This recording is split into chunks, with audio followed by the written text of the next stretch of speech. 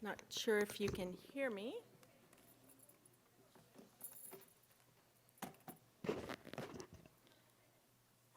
If not, maybe we could turn up the volume. Good morning. Welcome to the board meeting of the Board of Vocational Nursing and Psychiatric Technicians. This meeting is being held on Friday, November 4th at the State Capitol Building, Senate Room 4203, 1315 10th Street, Sacramento, California, and I'd like to call this meeting to order. Okay, first we're going to jump to item 11, which is the Pledge of Allegiance. Then we will return to item 10 for roll call, etc. I would like to ask board member and veteran John Vertito to lead us in the Pledge of Allegiance. Please stand.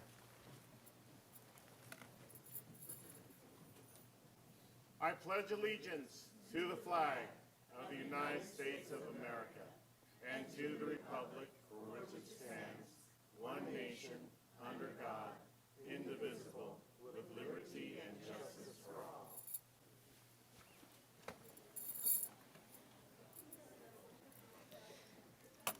Okay, and I see a few people fanning themselves. I have been informed that the air conditioner is going to be turned on, so.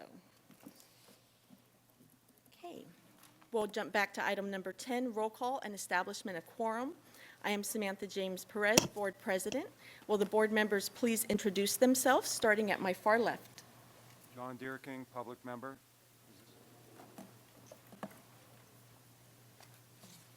John Deerking, public member. Can you hear me? Pull this down, John. John Deerking, public member. Donna Norton, LVN member. John Vertito, nursing educator, LVN. Good morning, Andrew Moreno, Board Vice President and Public Member. Tammy Mendoza, LVN member. Good morning, Bernice Baste Martinez. I'm a public member. Good morning. Todd DeBronstein, Psychiatric Technician Member. Eric Ma, public member. Thank you. Let the record reflect that we do have a quorum. At this time, would our executive officer, Dr. Brown, please introduce herself and staff present? Thanks so much. I'm Kamika Brown, the executive officer. I have with me my exciting group of nurse educators. We have Margarita Valdez, Faye Silverman, Beth DeJean, and Jessica Gomez. We also have Rocio Llamas, who's our probation manager, our assistant executive officer, Cheryl Anderson. I cannot see Lanessa back there, but I know she is Lanessa Guerrera. And then there's Christine Dano, and then there's also Jay Prouty. Okay, thank you. We also have legal counsel present. Would counsel please introduce yourself?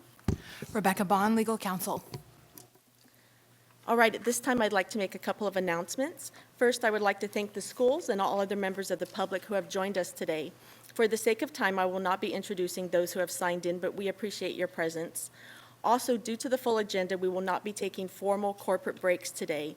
In other words, we will not be taking breaks altogether at the same time. If anyone needs a personal break, feel free to take them at your convenience. I just ask that you leave the room as quietly as possible as to not interrupt meeting business. The one exception is that we will all take a very short group lunch break, and let's shoot for 12 o'clock or as close to that as we can get. Also regarding item 16, there is a correction. We will be reviewing May and June minutes, but not the August minutes. Those are not available at this time. Okay, now a few words on meeting and public comment procedures. The Board of Vocational Nursing and Psychiatric Technicians is required to hold both public meetings and make policy decisions that protect the health, safety, and welfare of California consumers. Public meeting agendas are prepared well in advance of the board meeting. Agenda requests for consideration must be clearly set forth in writing. The board requests that all items and supporting documents to be included on the agenda be received in the Sacramento headquarters by the first day of the month preceding the month of the scheduled board meeting. In addition, if there are documents that you would like board members to timely review and consider relative to an agenda item, the board asks that you submit 15 copies of the documents and provide the board an electronic version of the documents, preferably on compact disc.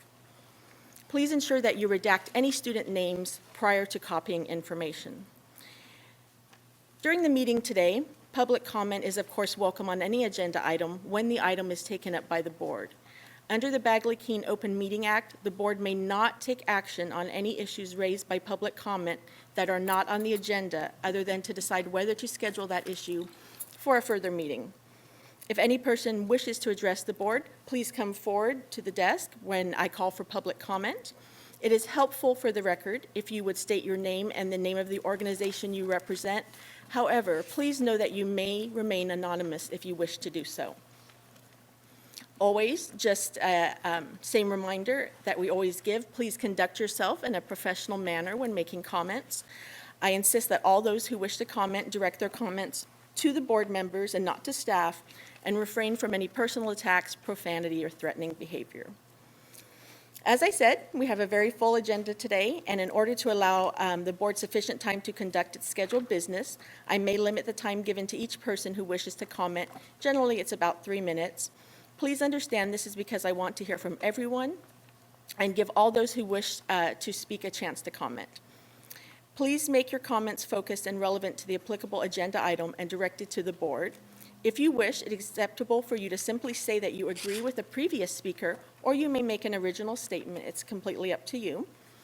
If I should forget to ask for public comment on an agenda item, it is not because I intend to limit public comment. So please raise your hand or come to the podium and I will recognize you. The board appreciates your cooperation and assistance in meeting its legal mandate. And we are on a time limit today. We have to vacate this room by 5:30, so we will be pushing ahead with the agenda full steam today. That takes us to agenda item number 12, discussion, consideration, and possible action on the 1617 Sunset Oversight Review Report. Dr. Brown, we have received and read your report. Are there any portions of the report that you would like to highlight for us or comments you would like to make on the report? Thank you, Madam President. I just want to give a quick overview of this report and how it's somewhat different than what you have previously seen. If you recall, in 2014 is where we had our last sunset review. During that time, there were a couple of things that were discovered that warranted us to have a 2-year cycle review, which is our biannual this time. And so with that being said, what you will notice is that the format of this sunset review is very different than the traditional format. That is intentional. We were directed by the Senate and Assembly to only focus our sunset review this time on the additional questions that they have, that you guys will see throughout the report in italics in blue. Additionally, we were, so with that, you won't see what historically was a whole history of the board, a whole history of each division. This is a very focused review, and so I just want to organize you. The other thing is that you today, this morning in your white packet, received 2 additional documents that will accompany the sunset as appendix items. The first is going to be simply our board org chart. It's the previous org chart, which identifies what the board looked like prior to 2015, and then you will see subsequently our current org chart. As we do a quick overview of the report, that is where that's going to become relevant. The second thing that's in your packet is going to be board overtime usage. Again, that is something that is in direct response to the a sunset question as well as an internal audit question. So those things will be added as appendix, but we wanted to give you update and current information. So in terms of the actual report, I just want to go ahead and just highlight how it's organized. It was intentional because we are actually continuing to have this be our renaissance, that we wanted to make sure that this was something that had a very look and feel of a new Board of Vocational Nursing and Psychiatric Technicians. So you'll see that we started off with a more of like a consultant type of packet. That was intentional because we are highlighting the wonderful successes that we've had. So I'm just going to quickly just jump through a few things that are important to note. The first is under Section A, when it talks about board administration. Again, this was important as we wanted to highlight both the improvements in staff morale. We also wanted to highlight the new structure, as well as highlight that we had 4 additional leadership positions come on board during this review process. And so that's the most important thing in that, as well as the board completing the strategic planning event.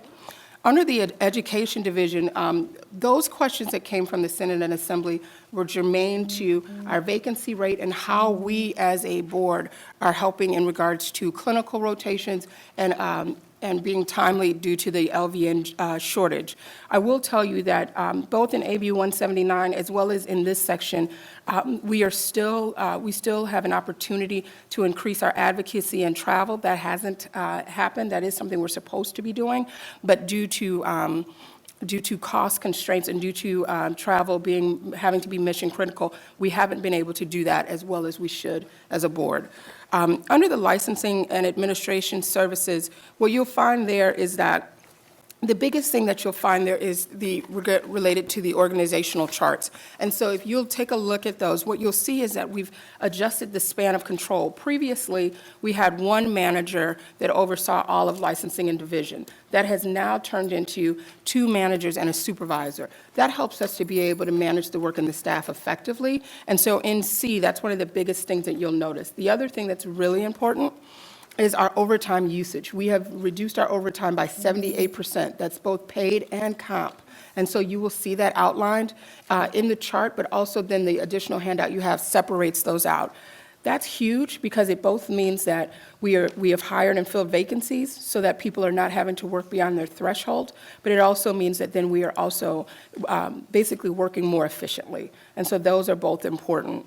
I'll do the last 2 sections, and then I'll open it up for the board. Under enforcement, we're very excited about all of the successes that we've had in the enforcement division. This division has 100% of its policies and procedures created. It also has new leadership, and it also has new, specifically to our special investigator department, we're seeing more liaising and communications between the DAG, between DFI. We're happy with the training process that we have for this division, and so you'll see that outlined, as well as you'll see some of our improvement in case closure. We still have a ways to go because there's still that legacy backlog, but I do want to acknowledge that we are much better in those areas. And then finally, you will look at F, which is our new issues. Traditionally in Sunset, this is a time where if you have something that is coming up as a board that you would like to be considered to go into legislation, you would add it there. And there are specifically there task force recommendations, which is delegation of the default decisions to the executive officer. We have that in there, as well as we've also offered for the board's consideration the establishment of a cite and fine program related to the institutions, repealing method 3, which is the work equivalency. I want to pause there that we're specifically speaking to method 3 and not method 4, which is related to military. We are in no way trying to repeal that so that military experience can be counted so that you can get your license. We are specifically talking about method 3, which is work experience outside of those from the military. And then the last, if you recall, on October 21st, we spoke with Dan Eds from Capital Accounting, and we are introducing a new fee schedule that we would like the board to approve to go into legislation, to seek legislation, I should say, so that we can actually increase our fees in preparation for we will have less reserves in the next 2 years. So I know that was a super fast presentation, but appreciating that you guys have already read it, I will open up for any questions regarding the report. Do board members have questions for Dr. Brown regarding the report at this time? Ms. Norton? Actually, I actually have quite a few questions. Okay. So, Ask something. Can we, because of our time limit, and I know the schools are waiting, I feel more comfortable if we move this to after the schools. Is that okay? We're a little bit in the middle of it. Okay, well, I have a lot of questions too, so I'm warning my colleagues that this could be a long discussion, and being mindful of timeliness. We fill time, right? We have no problem with doing that. So I feel like it's better for us if both of us have a lot of questions, it's better for us to maybe address the schools first, then come back to this afterwards. I actually have a question about the legality concerning that. If we're in a motion, can we then table it? No, I mean, I would say it's essentially, there's no, I mean, if we formalize it, we can. I would move this item to after the schools, and then we could vote on it. But if there's consensus and no objection, I think we could do that here. And there's no problem if you've started on an item too. Your agenda allows you to move items around and discuss it at a different time. Okay, just a quick hand vote. All those in favor of tabling this item to after the schools? before that, can we make sure, can we make sure that the schools are all here? Because I don't want to table this item and then go to schools and they're not here. Yeah, we have, the schools are not immediately next. We have a couple more agenda items before that. And if a school is not here, then it can be placed lower on the agenda. Quick hand vote, all who wish to table this or delay this until after the schools? 1, 2, 3. Okay, so we will continue on with this item. Ms. Norton, please continue with your questions. Okay, so should I just list all my questions and then you can answer them as you see? Okay. What would you prefer? So one of the things that I had a question about was in regard to the question on the Sunset Report that relates to clinical rotations. So I'm wondering, due to there being less LVNs in the acute care atmosphere, what we would have to do, or have we thought about adjusting the curriculum for nursing for schools now to more prepare them for where they're likely to be working? Because we seem to have a lot of issues with schools being able to fill the women's health and the PD clinicals. So I'm wondering what we could do to assist that, or are there incentives to employer groups to have students come on? That's one question. My other question is, why did Breeze increase licensing processing times? It mentions that it did, but it didn't mention why. And then, were there any feedback from staff on the CLEAR training and the NCSBN training? Because it's mentioned that they found it helpful, or it's mentioned that they did it, but not any feedback about whether they found it helpful or not.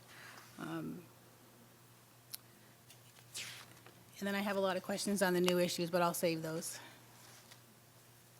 Great, so I'll start with the clinical. At this time, we haven't looked at changing or addressing any of the curriculum changes. I will tell you that now that we have a full complement of NECs, and that is something that we will be looking at, but to date, no. One of the things that we have been doing is actually looking at in certain pockets and meeting with them as an advocate to help remind organizations that, yes, they can be in the acute care setting. No, this doesn't go against your against Magnet, but, and so that's what I meant when I said that we're not in that space as far as advocacy, because we're limited by travel. We have submitted letters to institutions just clarifying what the role of LVNs are, as well as we have submitted to marketing to come up with our second brochures, which are related to what can we do as LVNs and as PTs. So that we have done. I think there's more opportunity there.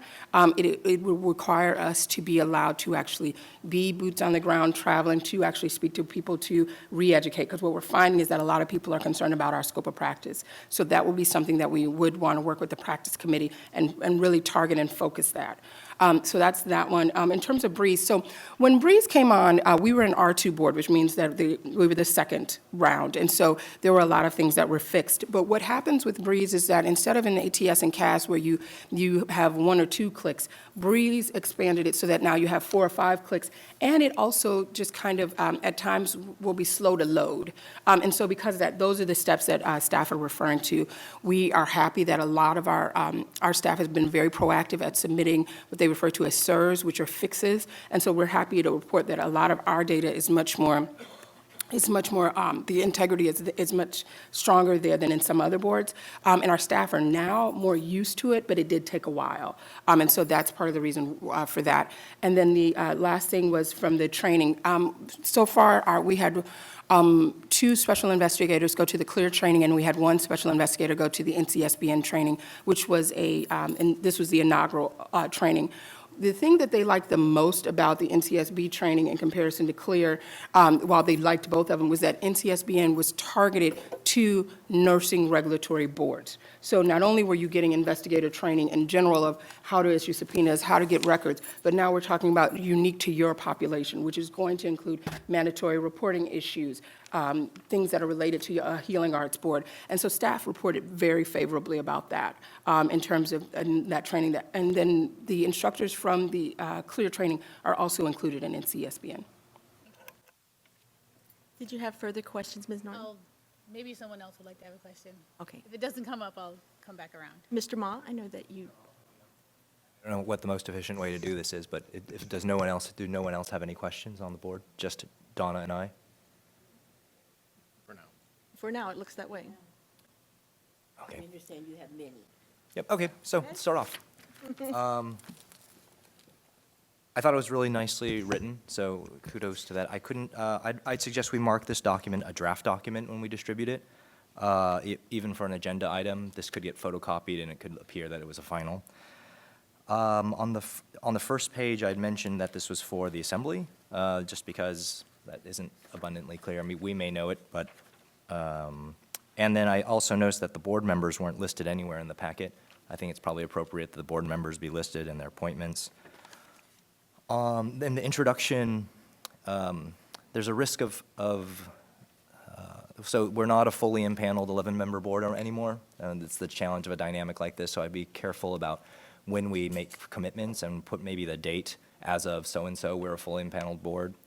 And I was surprised that in one of we didn't make a notable of having a new executive officer. That was left off, and I think that's an important, very important thing that was left off. I appreciated that, Samantha, you were on, and very well should be, and signing this, but I also think the EO should be, I assume you didn't write most of this, and the EO and staff may have had a hand in this, and I think they should be recognized, and maybe the leadership team of the board staff. Just going down, in your introduction, Samantha, it says we have a full complement of board members, and again, that's not accurate anymore, and so there's the challenge of that. And that that the sentence here, last sentence says Dr. Kamika, this is the last sentence of the introduction, Dr. Kamika Brown's vision, energy and leading to our lowest vacancy rate to date of 12%. I don't know if, with all due respect to Dr. Brown, that causality can be, that's the reason why there's a low vacancy rate. It is, I just don't know if it's, I don't know how else to say it. They may be just, we have Dr. Brown. Anyway, I don't know if that's a causality. Well, one thing I would just say is, I think that I believe that the procedures and the other actions Dr. Brown has taken, or procedures initiated, or new, I don't want to say programs, but activities that have been initiated, and the fervent care and attention to recruitment, I think it has directly impacted. I mean, I would make that argument that Okay. I think it has. All right. Okay. Should we just keep going all right.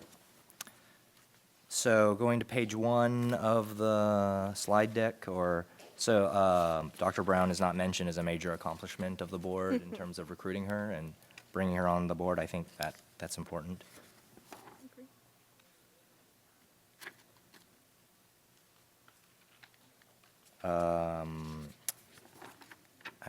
We have an org chart now. So going to page 8. It refers to the workforce data, and the question asks about whether there's sufficient students and programs to meet the statewide demand for LVNs in the next 5 years. And it says specifically a 16% growth in the employment of RNs and LVNs. but I'm wondering if we have LVN-specific data, since that's what was asked for. And so going down then on page 9, if you can parse out the LVN and RN data, that's great, but the table shows only LVN and not RNs anymore. And so I just want us to be consistent, and I assume that table that data came from the U.S. Bureau of Labor and Statistics, and if so, we should just reference it clearly on that table, unless we did the analysis. Is that where, Dr. Brown, that's where it came from? Okay. can do that. The pie graphs on 10, I'd suggest, just to make it readable and a little bit easier, the formatting's a little off. I would put that first paragraph, which just shows up on the right-hand side, put it on the left. And then I love graphs, I love histograms. I'd identify the denominator, though, and give us the N. I think the N is for the first graph, 120,000 or so, and then the second N is 11,840.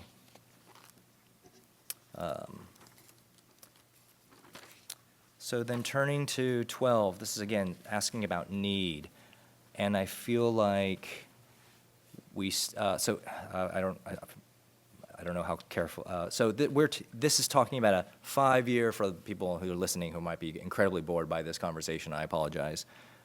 This is talking about need in the next 5 or 10 years, but I feel like we give them statistics, but we don't talk about need. It implies that we have an aging workforce, but it doesn't say simply what's going to be our need in 5 years and 10 years. So giving us statistics about the age of folks is great, and these two talk about the ages of the 40 to 59 years, 40 to 59. But okay, then what does that mean to us as a board? And then more importantly, what does that mean to California in terms of the need of LVNs? So later on, as you talk about addressing the need, and we'll go to page 15 now. And I'm skipping kind of like, believe it or not, though, I'm skipping the ticky-tack thing, so forgive me if it seems otherwise. But I think of this as the one document that the legislative staff are going to scrutinize, and if we don't sound clear, it's not going to be good. So I would agree with you on that. okay. So on 15, again, they're trying to answer the question. They have asked us, what's the need of California for LVNs?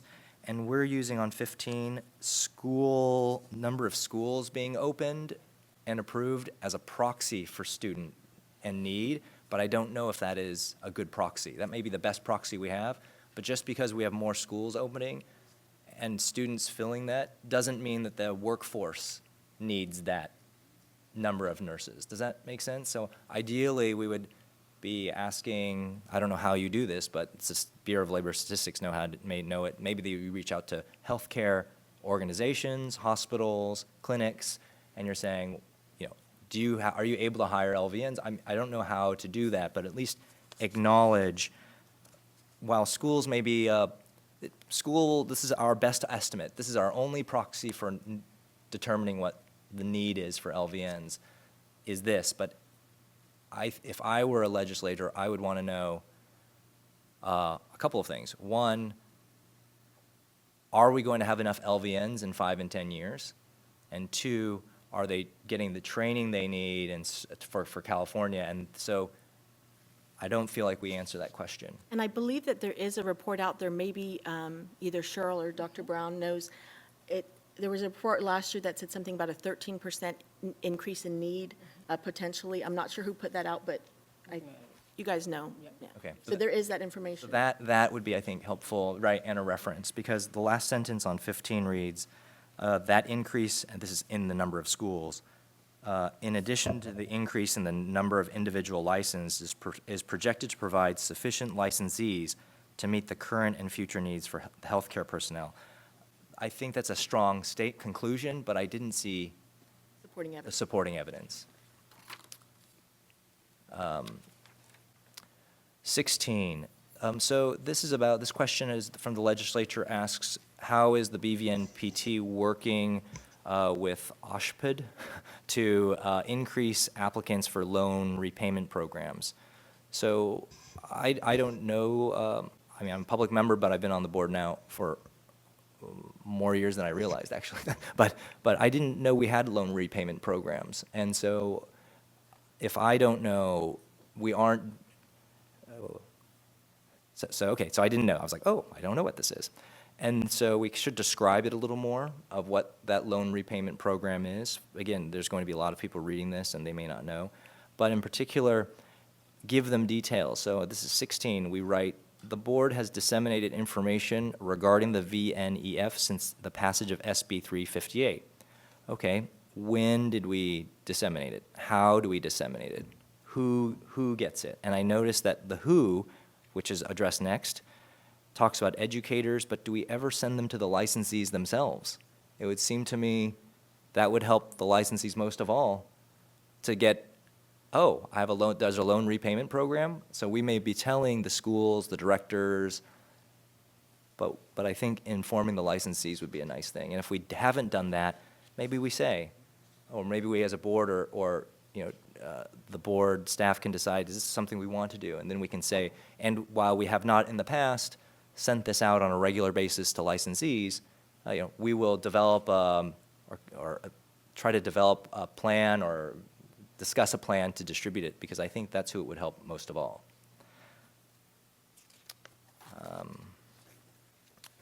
Okay, let's see. On 21, this is, oh, sorry, Donna, do you want to take over? I've been talking the whole time. I already addressed page 17. Okay, sorry, I don't mean to, No, that's fine. all right. Oh, keep rolling.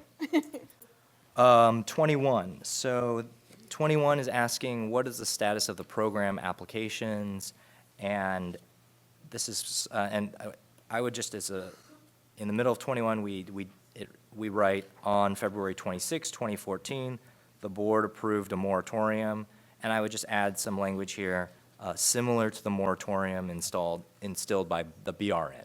It's a little bit more context. It won't make it look like we've gone rogue, and I think that would help us, just more of a political qualification.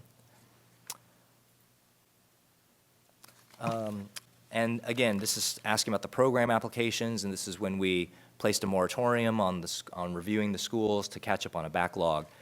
On 22, we write, effective the 28th of February, the moratorium ended. And it said, since that time, 1 additional proposal and 6 applications have been received. I couldn't tell whether that meant all of our backlog of 140 were taken care of. Are we now only have 7 left? So just a clear statement of where we are today. Sure, and for the record, the backlog is no more. It's taken. Okay, so it says, so I would say we own, as of this, that 146 we referred to, you know, the 146 applications have been fully addressed or processed or, you know, disposed of. Page 23, this talks about the Licensing and Administrative Services Division. It answers I would just add the date. Whenever we give specific numbers of what the board currently licenses, I would reference the date at which we collected that information, because people photocopy and reference things all the time, and we just want to make sure the data is accurate. So this was interesting to me. The licensing and this is now talking about licensing, that is, when students graduate, and then how long does it take for the licensing division to process? So I'm giving this background for the people who are listening so they don't want to throw things at me. 6 weeks, it says we've decreased the time from 6 weeks to 1 week. And I would just say, since what times were these? Because at one point it was 6 weeks or longer is what I heard. So what date was that? And now, when did we achieve 1 week? Because the meetings I've been in, one of the recurring concerns and complaints is that it takes a long time to license them, and I was shocked to see, pleased, but shocked to see it was 1 week. But then I would also argue that another place in our report, we say we still have licensing delay problems. So I just want us to be consistent. And is the 1 week the outlier, or is that really what we're doing today? I see what you're saying, because it says as quickly as 1 week. But I had never. In every instance. Right. And how often does that happen? Because this implies, I just don't want someone to see this, a legislator hear it, read it, and then their constituent says, this is taking 2 months. And then they come to us and they said, you put right here, Samantha J. Perez, because your name is on this. Why did you say 1 week, right? Yes. So I write as a note, how many are we doing in 6 weeks? How many are we doing in 1 week? We receive many complaints about this, so I just want us to be consistent. On page 24, this is talking about overtime usage, which the graph looks great. It's a decline, it's a reduction in overtime usage, which I think the legislature would like to see. But it was a little confusing also because in the narrative, it says during the last quarter of 2015, the division was using an average of 236 hours per month. So it was referring to quarter as your unit of measurement, but then it was showing month on the x-axis. So the y-axis I get is hours per month, but the x-axis was monthly, but we're talking about quarterly statistics, so I was confused. So I'd recommend we just choose quarters or months. And then it would be nice to also see FTE, maybe a relationship, because I assume the more permanent FTE we have, the less overtime we have. So it would tell a nicer story. And in particular, I know staffing in the past has been an issue. We don't talk about whether we need more staff, if any of the delays are because of a lack of staff, and I would argue it probably is. But we could also talk about the other challenges we've had, for example, rebudgeting, budget change proposals that might be disapproved, issues involving human resources that, make us less competitive, salary bands. I mean, these are areas that we want to bring up, and I know we're trying to be respectful of the legislature's questions, but these seem like organic opportunities to weave these into our narrative so that everyone can see we all have a role in whether this board succeeds or not. Okay. 25, this is a great place for the org chart, so Dr. Brown, thank you for putting that in. And then on 26, this talks about Breeze. Very kindly, I think, because I'm quite critical of Breeze and how expensive it has been. But we do say here that, and I think Donna is referring to this as well, this is in the middle of the paragraph, licensing processing times have increased, but that contradicts page 23, which we're saying we're licensing as short as a week. So again, I just want us to be transparent or put some qualifying statements around these so that we don't look like we're contradicting. 20, so I'll group the next ones kind of together. These are several questions that the legislator asked for us. It has things like, please list the committees that, sorry. It's a lot of yes/no questions, so let me skip to,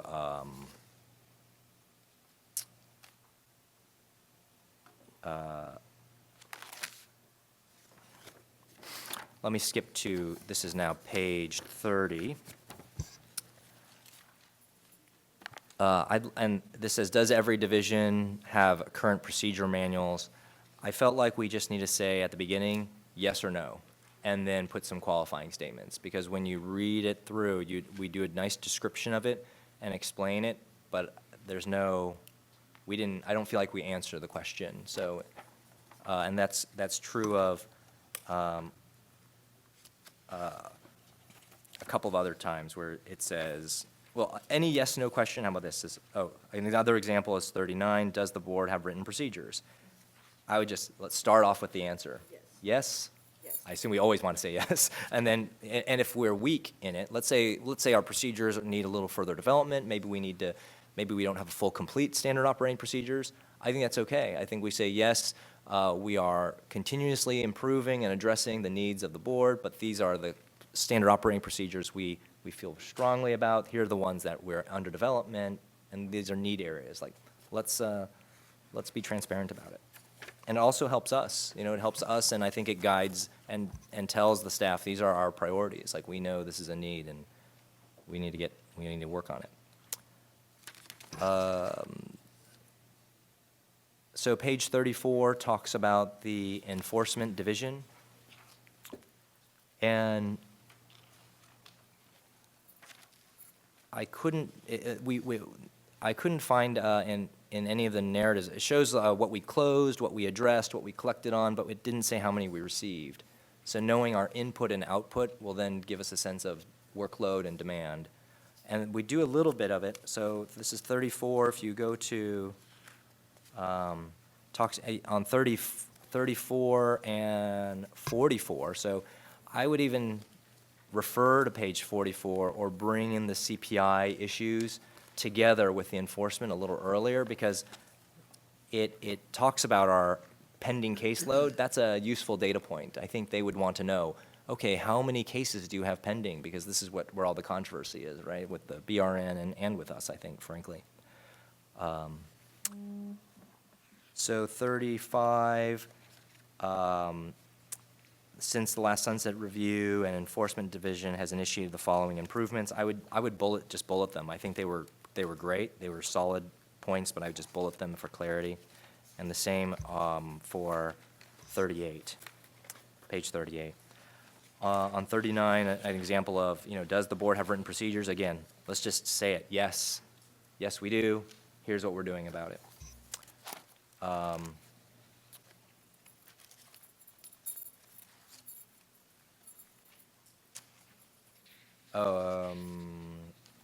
Let's see, I can skip those. So 244, to page 44 now, this is to the CPI. It said include the performance targets of the DCA's Consumer Protection Enforcement Initiative include the goal to improve discipline cases processing timeframes so that cases are completed in an average of 12 to 18 months. To me, that as a public member, that seemed high. Like, wow, that's a long time, it feels like. But I just want to make sure that that's what DCA, that's what their goal is. And if that's their goal, great, but I don't want us to. Yeah, I understand why that would be concerning, but that is a goal that was not set by us, by another agency. Okay. And then maybe we can talk then a little bit about where we are in relation to that, and how we can get it into that range. So let's assume for argument's sake that we're at, 24 months.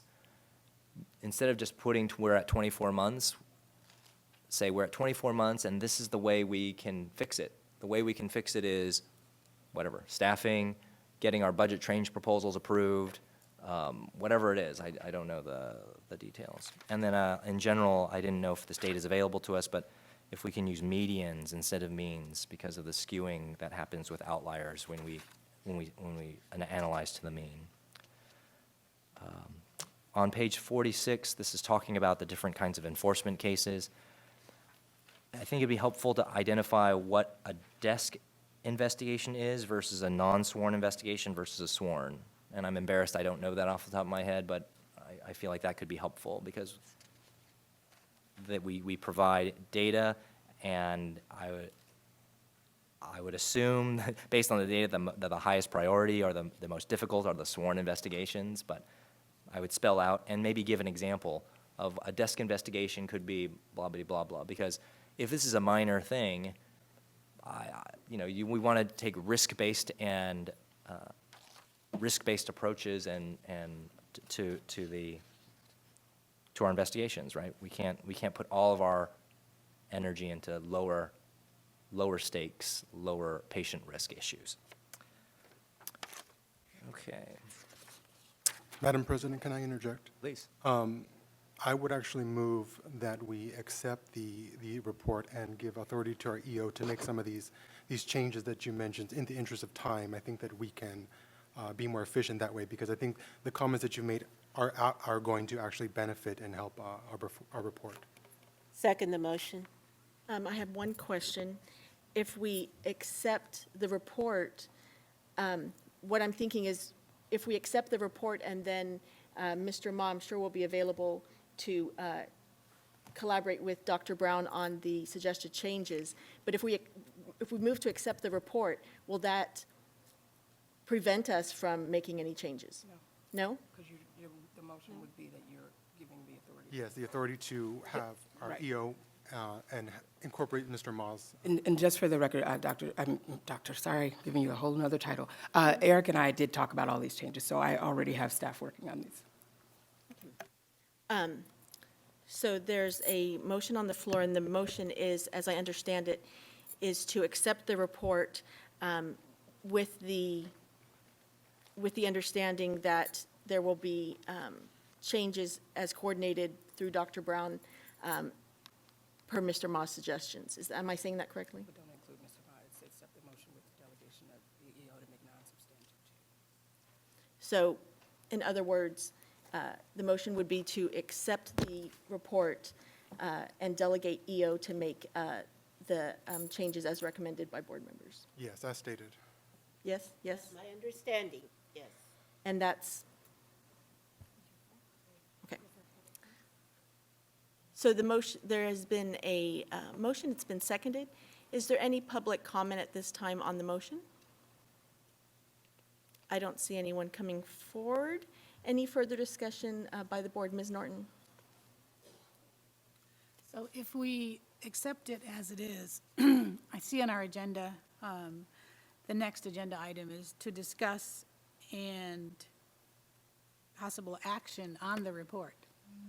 So would the remaining questions be answered in there if we accept the report? That's what we'll- We can continue to have questions, but it's just to put the motion out there, again, on the sake of time, but you would still be able, those two agenda items just spell out what the legislation is that's in the report. You're accepting the report, and then you can make a decision on whether or not you want to accept the legislation proposals in the report. So those are two separate things. So yeah, we'll take 12 and 13 separately. Okay. I have a question. Would the board see the next version then? Only the final version, basically?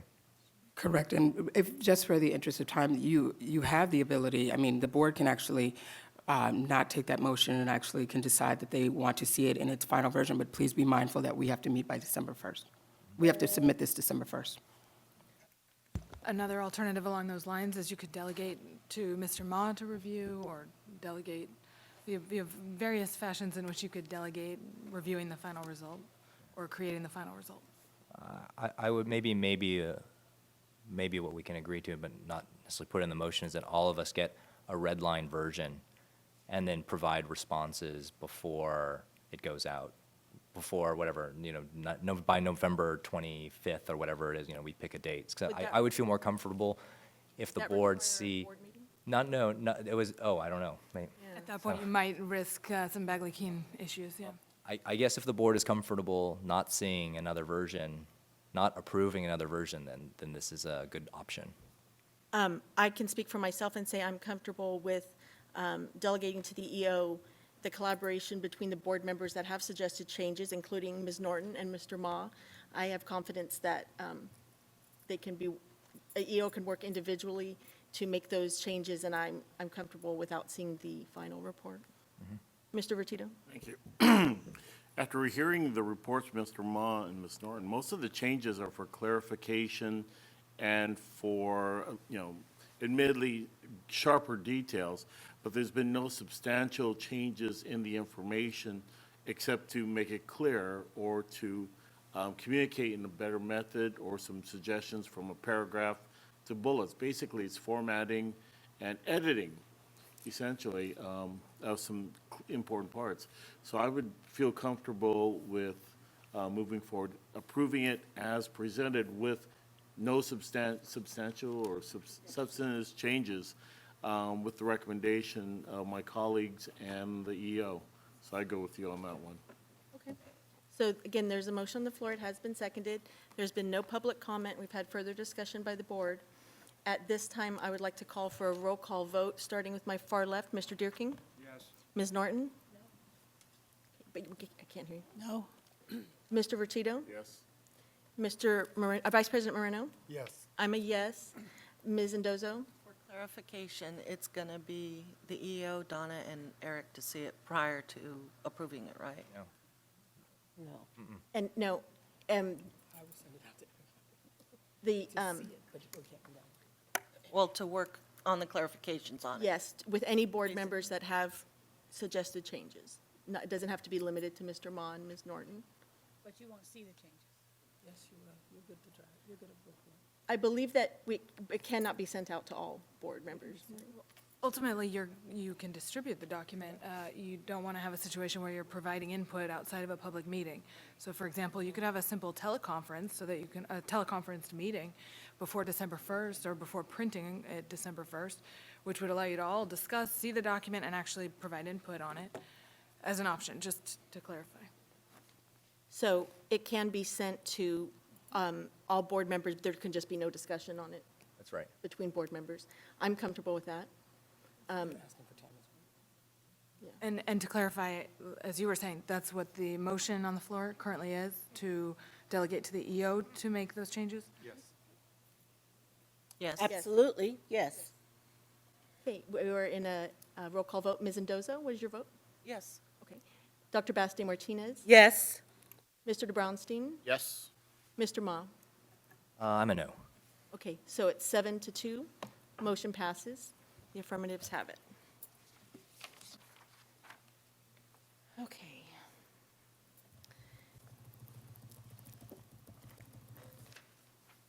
Now we'll take agenda item number 13, and that is, as Ms. Norton asked, seek legislation to create new fees for vocational nurses and institutions as presented in the fee audit report. Dr. Brown, we received you a report and we've read it. Are there any portions that you would like to highlight or any comments you have on this section? No, I just want to make sure that everyone's aware that for 13A through D, we specifically call those out so you're aware what is going into that and what we would be submitting to the legislature. But at this time, we'll just simply take board comments or questions.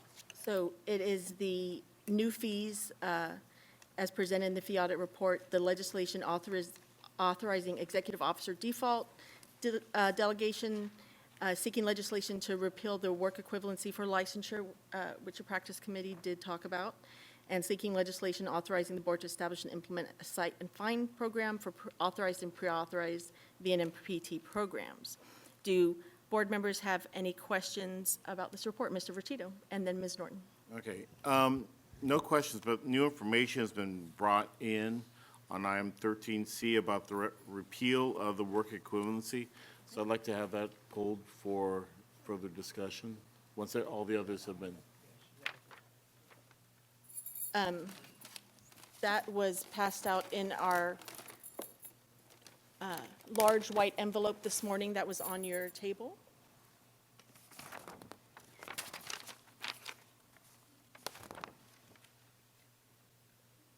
And this is a letter from Dr. Wayne C. Williams, Program Director of Currum College of Nursing.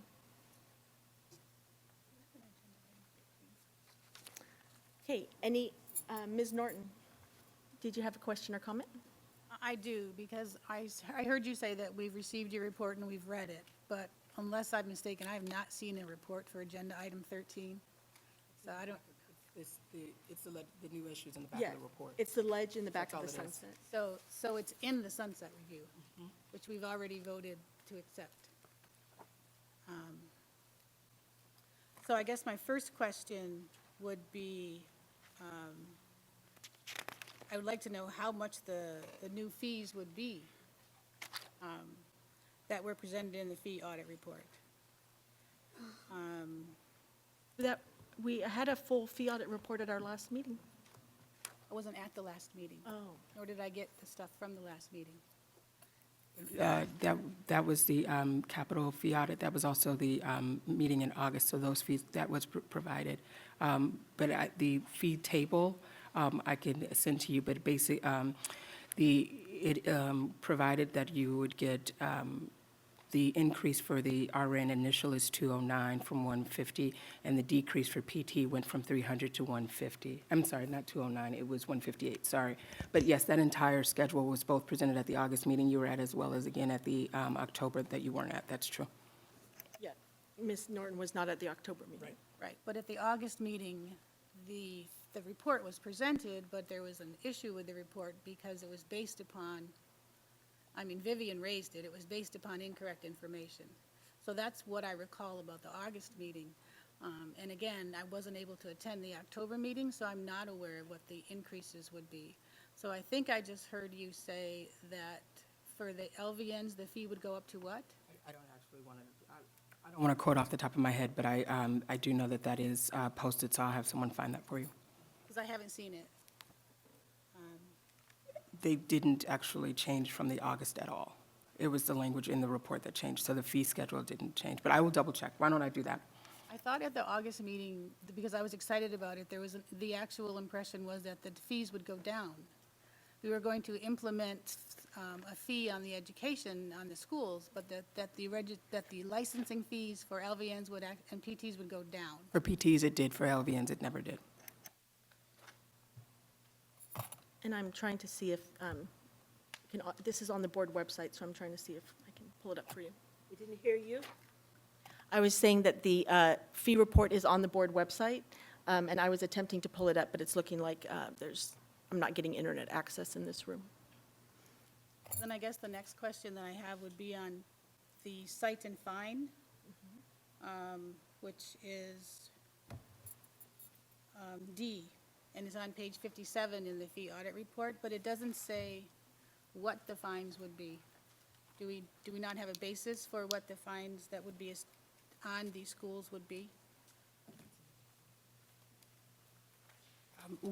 We are actually because that's new legislation, we don't have a number. We would actually be seeking for that, and so that would be a part of that process. I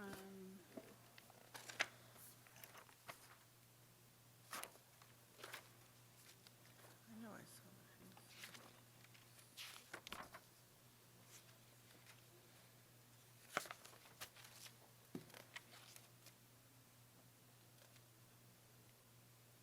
So then the last thing,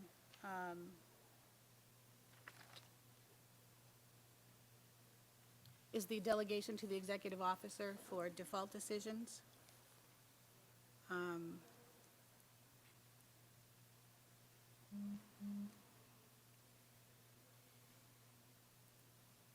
in support of doing that, but in their sunset review, it talks about stipulated, and it talks about that the board, that it's not recommended that the board move forward with this decision, and that was related to stipulated settlements. Who met to make that determination? So in 2014, the the Enforcement Task Force made that recommendation. So just to give some people some history in regards to this, so this actually was in November 21st, 2014, was a Enforcement Task Force recommendation, and they those minutes we can provide again, but that was their recommendation. However, due to the leadership flux and some changes, that had not been adopted. So we're simply actually making a motion on something, moving forward on something from 2014. All right, it doesn't say that in here, so it would have been helpful.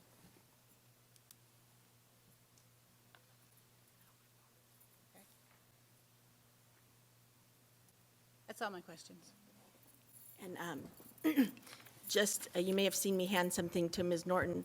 I actually pulled up the fee schedule report on my phone. I had to use the internet on my phone, and I'm having her review it as on my phone, so that's what was handed over. Any further questions for Dr. Brown on this part? Mr. DeBrownstein? The intent with this is to put all of these legislative pieces into the sunset piece of legislation, correct? So they'll all go together? Yes. Any further questions, Mr. Deerking? Yes, on the issue of delegation of Yes. authority to the director, especially with regards to the defaults, I support the rationale on that. Saves a tremendous amount of both staff and board time in assembling and preparing the documents associated with the default. My question is this a board function that can be properly delegated to the director? We have to, it is currently, we do not, his question was, is this a board function that can be delegated to the EO? Currently, you would actually have to seek legislation to do that. That is not something that we have in our regulations to that authority, which is the reason why we're asking for it in sunset. Further questions regarding this agenda item? No? Ms. Norton? If I'm reading this correctly, it looks like the biannual license renewal is going to go from what it currently is of 150 to 258 over a 10-year period. That's what it says on here. Over a 10-year period. But do we not have a limit on the licensing fees right now? So I guess I'm really confused about how we went from in August from having fees go down to such a dramatic jump in the fees. And just again to clarify, the VN fees did not go down in August, but you are right, the PTs do. He is actually, so there's two pieces that we put in the sunset report for you, which was that we are actually also seeking to have a fee audit at the 5th year. So he is projecting out, capital accounting projected out what the fee would be increased if we did standard of living increases every year. So we are in no way asking for $258. What we then also put in this particular report is that at the 5th year of these new fees, to do another fee audit to assess. So, excuse me, so we are not saying that in next year that would be that we're asking to go to $258, but that's his projection out for a full 10 years, assuming standard of living increase. I think what I hear you saying is, correct me if I'm wrong, that because there is, Ms. Norton is right, there's a 10-year period on there, that those are not automatic increases that go year by year. Those are. That is correct. Further questions regarding item 13? Okay, seeing none, is there a motion on the floor? This is on items A, B, and D. Because I asked C to be pulled for further discussion. Oh. I'm sorry. I thought you were just. No, no, actually, I want to talk about the repeal of the method 3. So yes, you're correct. Can we go ahead and vote on A, B, and D and then go back to C? That's fine. Is there a motion for A, B, and D? I would so move. Second, The motion is to adopt the recommendations A, B, and D. Is that correct? To approve to have those in the sunset, correct? Yes. Yes. There's a motion on the floor and it's been seconded. Is there any public comment at this time? Okay. I have a question. Yes, further discussion by the board. Because this would be to have them included in the sunset, but it would also be to seek the legislation to implement these. So it's not simply to have them in the sunset review. It's to implement the legislation. Yes, it's included in the sunset. The wording is to seek the legislation. It's been moved and it's been seconded. Further discussion by the board? Yeah, I have a question about B. I remember another meeting where we said that we could, as a board, delegate authority, and so that was not acceptable. No, there was Right. a lot of, It wasn't, we didn't decide it. I think that's probably what led to this, Yes. led to it. It's like, could we do this? That was the question, it was so. determined that we could not. Okay, all right. We would have to see. Okay, thanks. No, sorry, I didn't mean to, that's how it came to be, so, yeah. There was a lot of actually conversation and activity that went on around that, so. Thank you. Further discussion by the board, there's a motion on the floor to accept A, B, and D, put it in the sunset and seek those legislation. Any further comments? Okay, I'll take a roll call vote, starting on my far left. Mr. Deerking? Yes. Ms. Norton? Yes. Mr. Vertito? yes. Vice President Moreno? Yes. I'm a yes. Ms. Mendoza? Yes. Dr. Basti Martinez? Yes. Mr. DeBrownstein? Yes. Mr. Ma? Yes. Thank you. It's unanimous. Motion passes. Now we will take out 13C separately, and I will refer you to the extra information we received, as I mentioned before, in the letter from Dr. Wayne C. Williams. Mr. Vertito, would you like to share your comments on this? Thank you, Madam Chair. Colleagues, ladies and gentlemen, the reason I asked to be pulled 13C is one of the things is the most obvious. We use 13C for schools that we close, where students are active in the school, and then we tell them they can challenge the board. If we close 13C, we take away that tool to help students that have progressed in schools that are closing. They have no other avenue to proceed with their license, especially if they're seniors towards the end of the program. If we close this avenue, they would have to try to re-enroll in another school, whereas they may have sufficient credits, hours in clinical or theory to actually move to this process to get their license.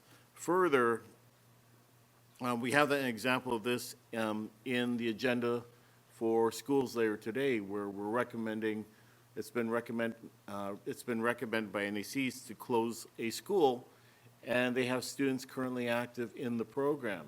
If we vote to close this, to proceed with this procedure, we actually cut off one of the avenues for a school that's closing, their students having availability to get their license. Thank you, and I just wanted to, it's my understanding, but I want to clarify with you as the educator and also Ms. Anderson and Dr. Brown. It's my understanding that, because as you said, schools do close and they do have students in there, that those students, it is a requirement for other schools to give credit for work done and at another school, they could transfer to a different school, is what I'm saying. My understanding was that when we close a school, they then continue to finish their program, and they aren't using this mechanism. Is that correct? That's only Mika? if I think that's only if we as a board plan their closure date, saying as of this date, you're closed, but we're going to allow you to graduate your current class. Sometimes we vote for that. There have been instances where a school is closed and they do have remaining students that maybe have a semester left, something like that. But don't we then Transfer them to it. transfer, so it's not work equivalency, this is, And so I just want to give a little bit more context because I'm appreciative of Board Member Vertito's comments. So two things. In specific instance, what you're referring to in regards to a closing school, if you recall, the NECs consider that, and one of the things that they consider is where the students are in their progression. And so if a school, in fact, does need to close, if the students are further along in their progression, they are allowed to continue and finish that. However, if the students have just started, so maybe first semester, second semester, and we do put forth that recommendation for them to transfer. So because that simply, again, would not be supportive of consumer protection or helping the students, right? It actually penalizes them when it's the school to blame. So we do not ever put a school in the lurches, so to speak. What this is speaking to actually is less of that instance, which is those are more anomalies and outliers. We're speaking to what we're seeing a regular occurrence, which is that schools that have students that are currently in their program and they are realize that those students are not going to actually matriculate out and pass the exit exam, they are then telling students to do this, so to seek the work experience. So they've had students that are demonstrating lack of proficiency or demonstrating that they will not be successful with the exit exam. And so then they are actually having those students then apply and challenge this way.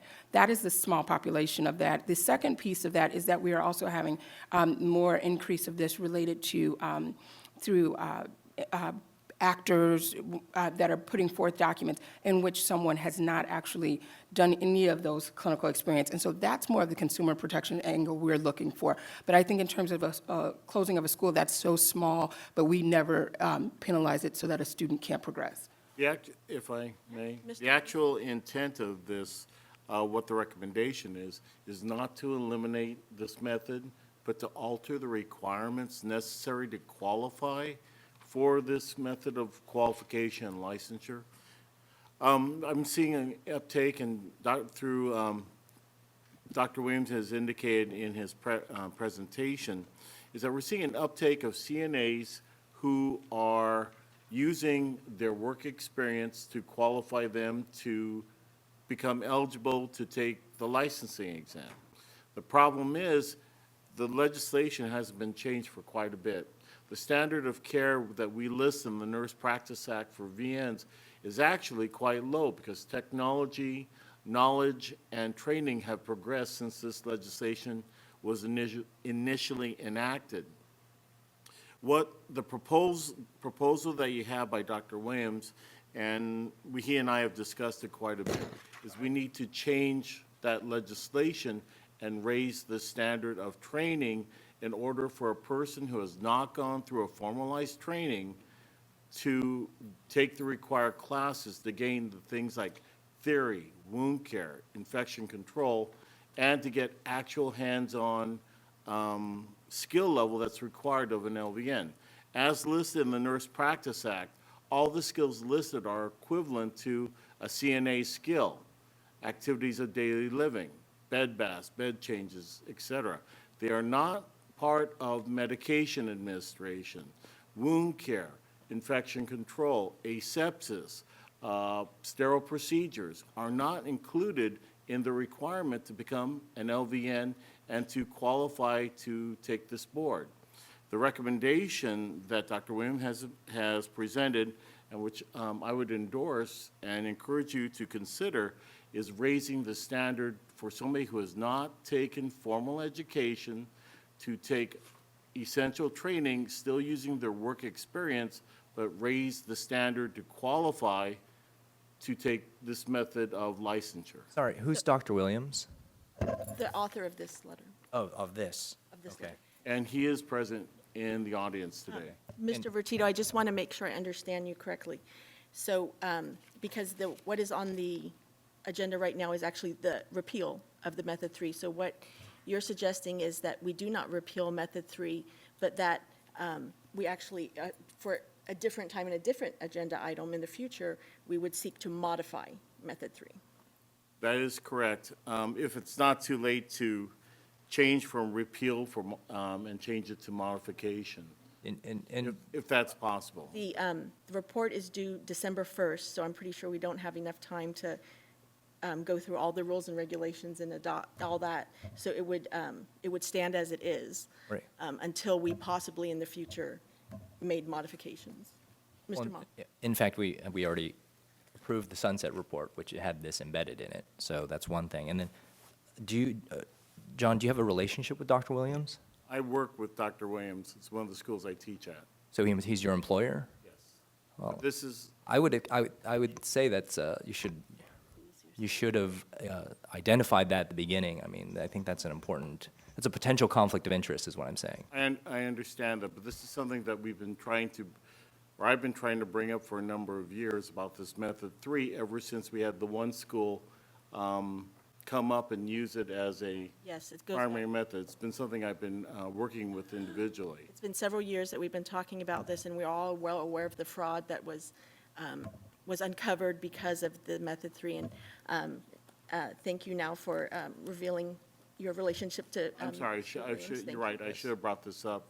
Yes. But this is something that I've been working on individually for a number of years. Yeah. Thank you, and now it has been brought up, so now we're all clear. I almost forget where we're at. Ms. Norton. So we're seeking to repeal Method 3 completely, so that you would, so that students or whatever reason that you came across wanting to do Method 3, whether it was you were working as a CNA in a nursing home for a number of years, or you were at a school and they closed, although I'm still confused about how a school closing would qualify as work experience. So I don't think that would have anything to do with it. And this information that we were just given, no one has had time to digest. But I want to go back to the fact that we're seeking to close Method 3 because of the window of fraud and the fact that we can't, people who say they have this work experience, there's no way to quantify or qualify if they have the work experience. And then there's so much of being an LVN that you have to actually have instruction for, so. Yes, it's for consumer protection. As you know, also, we saw the graphs in the practice committee of the pass rates, the dismal pass rates associated with the current Method 3. We don't need to rehash all the large amount of fraud that was uncovered during that time. So, yes, for all those reasons, that is the current agenda item, is to actually repeal Method 3 And again, this does not affect Method 4, which is military service. We would never do that. We value our veterans, so I want to make that real clear from the start. There's currently no motion on the floor, so I'll make the do we have motion. further board discussion? Oh, yes. I'll make the motion. Ms. Norton. Yes, I move that we move forward with the repeal of Method 3 as stated in 13C. I second. Okay, it's been moved and it's been seconded. At this time, I would like to take public comment because we do have a motion on the floor. If there is public comment, I see some coming forward. You may sit where you like at the desk. And again, it's helpful if you introduce yourself and your organization, but you may remain anonymous if you wish to. The button is right there, the green one. Hi, my name is Sarah Huckle. I'm with the Senate Business and Professions Committee, and we'll be working on your sunset report. Thank you so much for all your detailed concern and considerations of everything that's going into this. Would like to make a few process comments and also a substantive comment on the item 3, and I appreciate the dialogue. While the report is due on December 1st, just want to let you know there is a little bit of flexibility in that if there's something that you need a couple more days to work on or so. It's supposed to be a very collaborative process. And regarding the legislation, while I appreciate your internal December 1st deadline, we generally don't introduce the legislation. The process is typically the author of the sunset report, the senator or assembly person, introduces legislation based on what's in the sunset report. Language is not generally developed until January, February. So there is a bit more time to resolve any specific concerns about anything. Thank you. So if I understand you correctly, because this is very important, what you're saying is that there is a possibility for changes after we submit the sunset report to you? Oh, absolutely. And changes in the bill language specifically will go all the way through basically next August. And with regards to item 3, I appreciate the board member taking that up. And I haven't read your exact language, and I'm not familiar with the entire process for the work experience. But if I could point the board to a recent little Hoover Commission report regarding barriers to entry and especially entry-level positions. It is the legislature's concern at the moment to reduce the amount of complications going into fields that may not require expensive class time, but can indeed be legitimately tested into through other means. And if you have any questions, always please feel free to give me a call. Do board members have any questions for the speaker in front of us? I find the information very helpful. Thank you. Yes, thank you. Thank you for being here. Any further public comment on this issue? I don't see anyone coming forward. Okay, there is a motion on the floor and there is a second. Any further board discussion? Okay, I do not see any. Oh, wait a minute, ma'am. Yes. Miss, I think you're carrying a packet extra. Sorry about that. Thank you. Okay, so at this time, I'd like to take a roll call vote, seeing that we've had public comment and there's no further board discussion. I'd like to start on my far right with Mr. Ma. Yes. Mr. de Brownstein. Abstain. Dr. Baste Martinez. Yes. Ms. Endozo. Yes. I'm a yes. Vice President Moreno. Yes. Mr. Verchito. Just a question to our lawyer. Given the light that I've spoken out against this, and since I've actively worked against it, would it be wise to abstain, given Mr. Ma's, good comments at this point? Do you have any financial conflict that you're aware of? No. In Then- fact, I did vote in our last meeting to repeal. Then if you feel competent or that you can adequately weigh in on the issue without bias, you are welcome to do so. Thank you. I just wanted to make sure it's no conflict of interest. Thank you, Eric. Thank you. So the answer is yes. You vote yes on the motion? Yes to repeal. Ms. Norton? Yes. Mr. Deerking? No. Okay, So we have a 7 yes, 1 abstain, and 1 no. The motion passes. Thank you.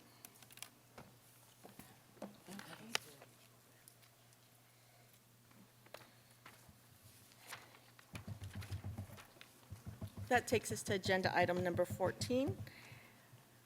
Let me just get down here to my...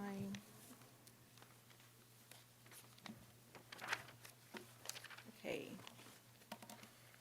Agenda item number 14, Human Resources Report.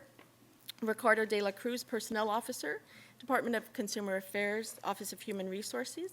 Good morning, Mr. de la Cruz. Thank you for being here today. I see that you have some information you're going to be passed out to board members. And you may begin your presentation when you're ready, Mr. de la Cruz.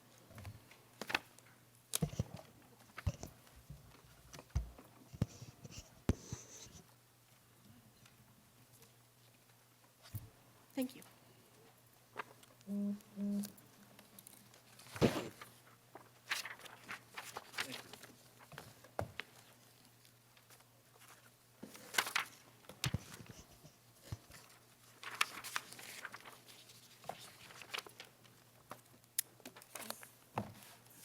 Good morning, members of the board. My Assistant Personnel Officer, Nicole, is passing out packets that we have provided not only for you, but also members of the public as well. Thank you. My purpose for meeting with you, and I will try to be as cognizant and respectful of not only your time, but the schools and also the members of the public as well. Try to make this as quick as possible. To give updates to items that I discussed back on August 26th during the last board meeting. First item that I wanted to discuss is the nursing education consultant recruitment and retention.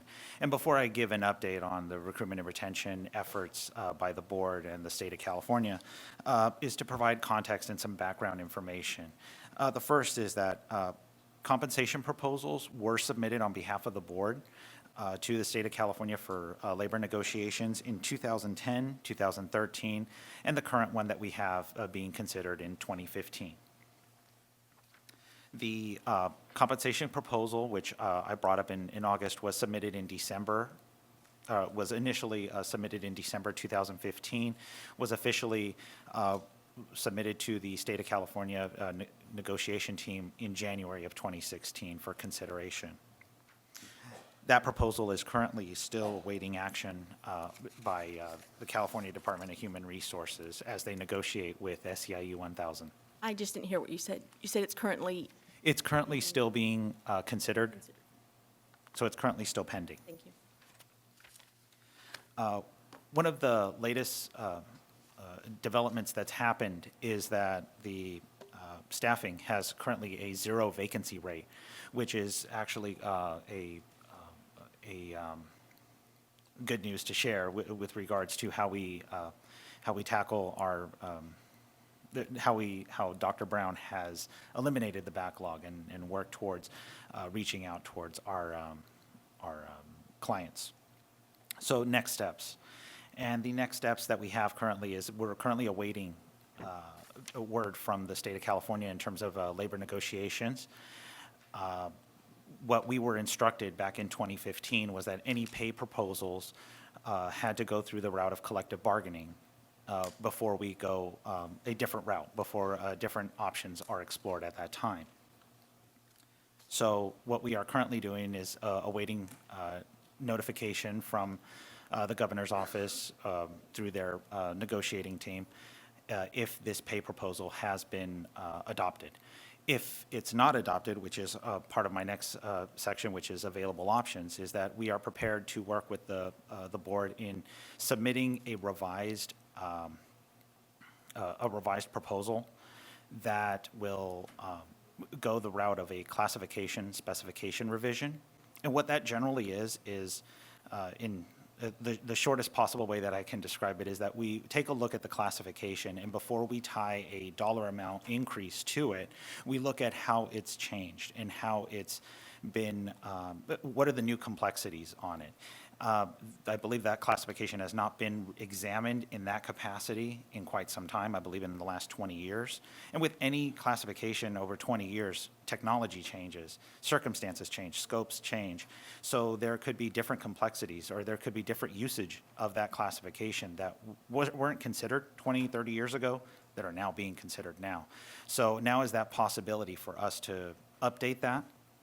We go through a similar process of meeting with SEIU 1000 to outline what changes we want to highlight, make changes jointly. If we are able to reach an agreement, then present it to the State Personnel Board. The State Personnel Board will then adopt or deny or modify our proposal, which will encompass a salary increase. That's after the labor negotiations. Correct. Should the labor negotiations not be successful. I got you. Okay, and since it hasn't been done in over 20 years, is that something your department will initiate no matter how the labor negotiations go? That we will work with the Board of Vocational Nursing and the Board of Registered Nursing, because this classification is shared by both, to see if it's time to make that sort of revision. Is 20 years fair time to reevaluate? Anytime that there's significant changes to the classification, or at least whether it's the minimum qualifications or the definitions, or what are the skills and abilities of that classification, because really what the classification specification is the definition of that classification. It's how the state defines that role and responsibility. So some classifications were written so well that they do stand the test of time. However, that's not indicative that we can that there's circumstances that we can update. There's always room for improvement or room for clarification. So, Lastly, who's best to initiate that process? Really, it would start with our clients, so it would be the Board of Vocational Nursing and the Board of Registered Nursing. Thank you. Because those are the two agencies that have the NEC classification. Correct. Ms. Mendoza? can one board propose it first, Yes, and it should be initiated? yes. You want to continue? So with that, I want to move over to item 14B. 14B discusses the executive officer salary band and process for requesting an increase. So there are two circumstances in which the executive officer can receive a pay increase. The traditional method is through the executive officer evaluation process, and I've included in there handout one. Handout one is actually a flow chart that outlines the process in which an executive officer receives an increase, and it's through the annual evaluation process. At any point, the board may take action to review and evaluate the performance of the executive officer. And it's labeled as handout one, and it summarizes essentially the steps taken. Every year, generally, the board will be contacted by me to review the performance of the executive officer. I believe in Dr. Brown's case, it should occur around March of 2017, where the board can individually write a evaluation. It's gathered together. The board meets in closed session to create a collective document. That document is shared by the board president to Dr. Brown, and it becomes the final evaluation. Now, typically, the evaluation could be tied to a salary increase. Unfortunately, in this case, Dr. Brown is at the maximum of that salary band as it currently exists. So had there been still room for an increase, the board at that time could have tied any increase to the evaluation.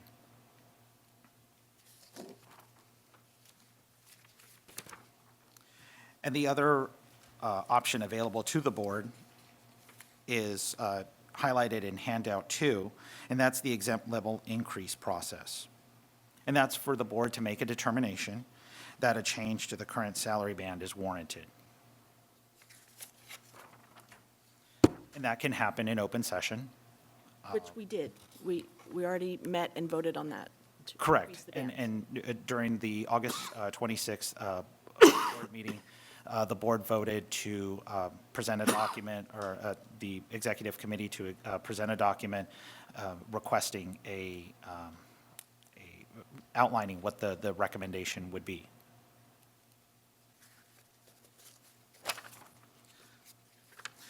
So in terms of next steps in that process, the board would request an exempt level increase. The board would submit a written justification outlining what that recommendation would be, whether it would, just for example, if the band was between $1,000 and $2,000 in its current form, the board could submit a recommendation indicating that based on the circumstances, the growth of this board, legislation, the new duties and responsibilities, that the board is recommending going from $1,000 to $2,000 to $4,000 to $5,000. And the part that I wasn't clear on, and I don't want to speak for Vice President Moreno, is what that process is. Is that a form, a standardized form that is given to us that we complete? Is that an original document that we create? Could you help me understand that? Sure. The board would submit a letter indicating what circumstances have changed, what the board vote was, and what the recommended increase would be. Is that process fairly informal? So if we were to submit something, as I understand would be the next step if that is the action, is that informal if it's sent to you and then you have comments, we can then submit it again until there's a final resolution? Is that how typically it would work?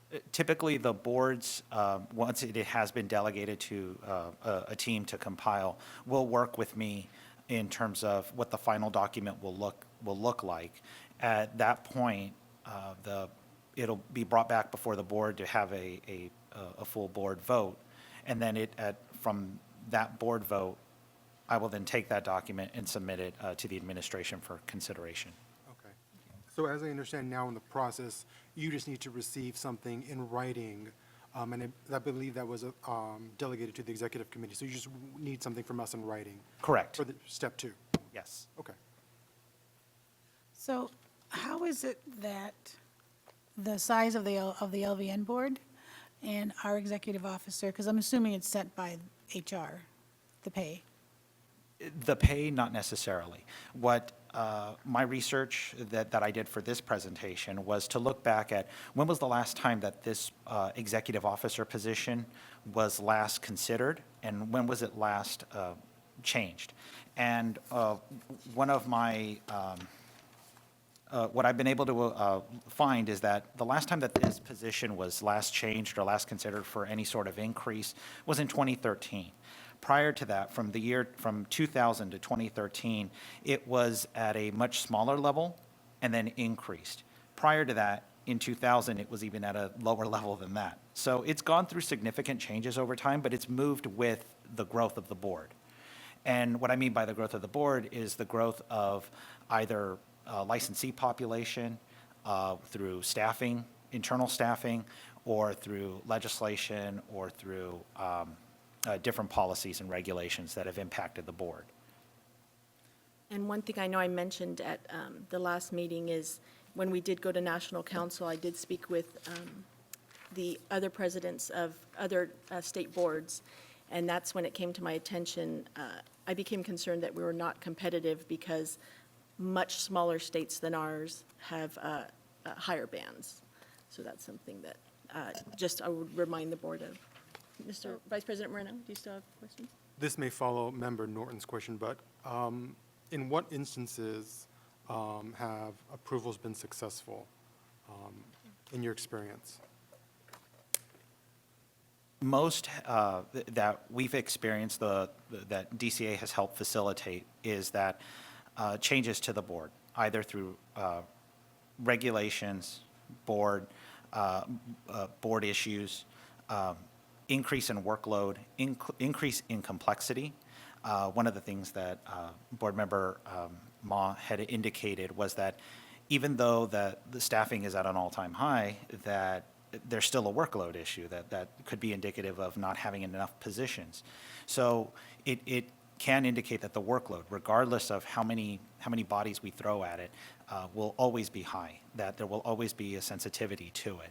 So it's there could be varying different reasons, but however, the most successful lately have been either it's just naturally progression, it's time to take a look at it, based on the fact that it's only been reviewed or examined 3 times in the past close to 15 years or over 15 years, that it may be time to look at it again. And that initially, maybe that the last time that it was increased, it wasn't increased enough, or that there's pending legislation, or the level of licensee to board staff member ratio. There's different options available to the board. They can definitely go, the board can definitely, is not precluded from using every argument available to them. And as I understand you, there's a possibility then that could be rejected, it sounds like? Once it's sent over to the administration, it is subject to their final approval. And who makes that, who makes that final decision? The ultimate decision will be the governor's office. Follow. Ms. Well, Martin? that's kind of the question I was getting to, is that the salaries seem to be all over the place. So we can make the arguments that we want, but is there a standardized salary? And if there's not, what does the governor's office look at to make a decision that, yes, this one needs to be raised, or no, it doesn't? Because there's a pretty large range here. The governor's office will consider every form of substantiation that is brought forward. I have seen boards jump several levels in terms of exempt levels. However, that doesn't necessarily is applicable in this case, because there is a scale for most executive officer positions. However, this board is unique in that it doesn't have a defined category that it sits on. So there could be one as complex as a level A, which is as high as it goes. But however, this executive officer position doesn't sit within between the A to Z category. It's on its own category where it doesn't have to jump a ladder, so to speak. It can be set by the board. It can be can be recommended by the board. That it's not necessarily a level, but a salary band. Could you help me understand what you mean by the A to Z? Sure. The salary charts, and it's briefly, it's compactually brought into the California Board of Vocational Nursing and Psychiatric Technicians exempt category salary chart. I did include it in the packets today that bring a comparison between this executive officer and the Board of Pharmacy, the Medical Board of California, and the Board of Registered Nursing. And if you'll see with the Board of Pharmacy and the Medical Board of California, there's a letter assigned to it. So the Board of Pharmacy is an exempt level G, which is titled as Executive Officer for a major board. The Medical Board of California is defined as a CEA level B equivalent, or a category F. The Board of Vocational Nursing and Psychiatric Technicians, the executive officer for this position does not carry a equivalency or a letter assigned to it. So that gives the board the flexibility to say that through the growth, through over time, through all these different changes that the board has experienced, that we're not necessarily looking for an exempt level increase because there isn't one there to give, but we're looking for a salary band increase. How many positions in the DCA lack a letter assignment? About, or maybe, is it rare, is it It is common? rare. It's rare, Yes. okay. Can you speak at all, I'm sorry, did I interrupt you, Donna, were you, okay. Can you speak at all to internal equity issues across the board? How so? So you show 4, but there are more than 4 boards on DCA, right? So Correct. However, I wanted to be able to give context in terms of where this executive officer sits in comparison or in relation to the other healing arts boards. I was trying to create a comparison chart with equal footing in terms of the type of licensees that the executive officer works with. So this implies to me that if your office approves it, then Cal HR approves it, then it would happen. Is that correct? My office does not necessarily approve or deny. The intent behind my role and my staff's role is to help facilitate any vote of the board to try to accomplish that goal and try to provide as much substantiation or clarification for the governor's office or for Cal HR to review. Is the BRN EO the highest paid EO among the DCA Healing Arts boards? I believe the highest paying one is the Board of Registered Nursing. Yes, Executive sorry, Officer. yeah, board, sorry, I didn't mean to abbreviate. Okay, very good, thank you. And I have a question. As you know, I tried to do some research on my own, and I got a certain amount of, a certain way. I see that, I appreciate the chart that you've given us with comparable, you believe are comparable salaries or sizes. I'm wondering if any smaller boards with less staff, because we have 68 positions, FTEs, right? Any small boards with smaller staff maybe have a higher salary? In terms of the healing arts programs, no. This chart is only reflective of those that are higher. Okay. And But in that- terms of other boards and bureaus that fall under the purview of DCA, those were not incorporated into this chart, but I can definitely provide that information. Sure. And maybe if you could look at, because like I said, I tried to do some of my own research, may or may not be correct, but I believe I was interested in what the respiratory care board was doing. I believe they have a smaller board, but my belief is that it's a higher salary. I will definitely look into that and Thank you. provide clarification to the board. Thank you. Mr. Deerking? Just as a point of clarification, your information has been. John, can you move a little closer to the, thanks. I don't know if this thing is working. Oh, maybe it's not working. All right, it's okay, sorry. The information, your presentation is very helpful, and you indicated that an increase in workload or complexity can be a factor in expanding the bandwidth. Is that right? Correct. Do you have metrics to evaluate the complexity? And the reason I mention that is this board has not had a budget change, a BCP in staff for over the last 6 years, I think.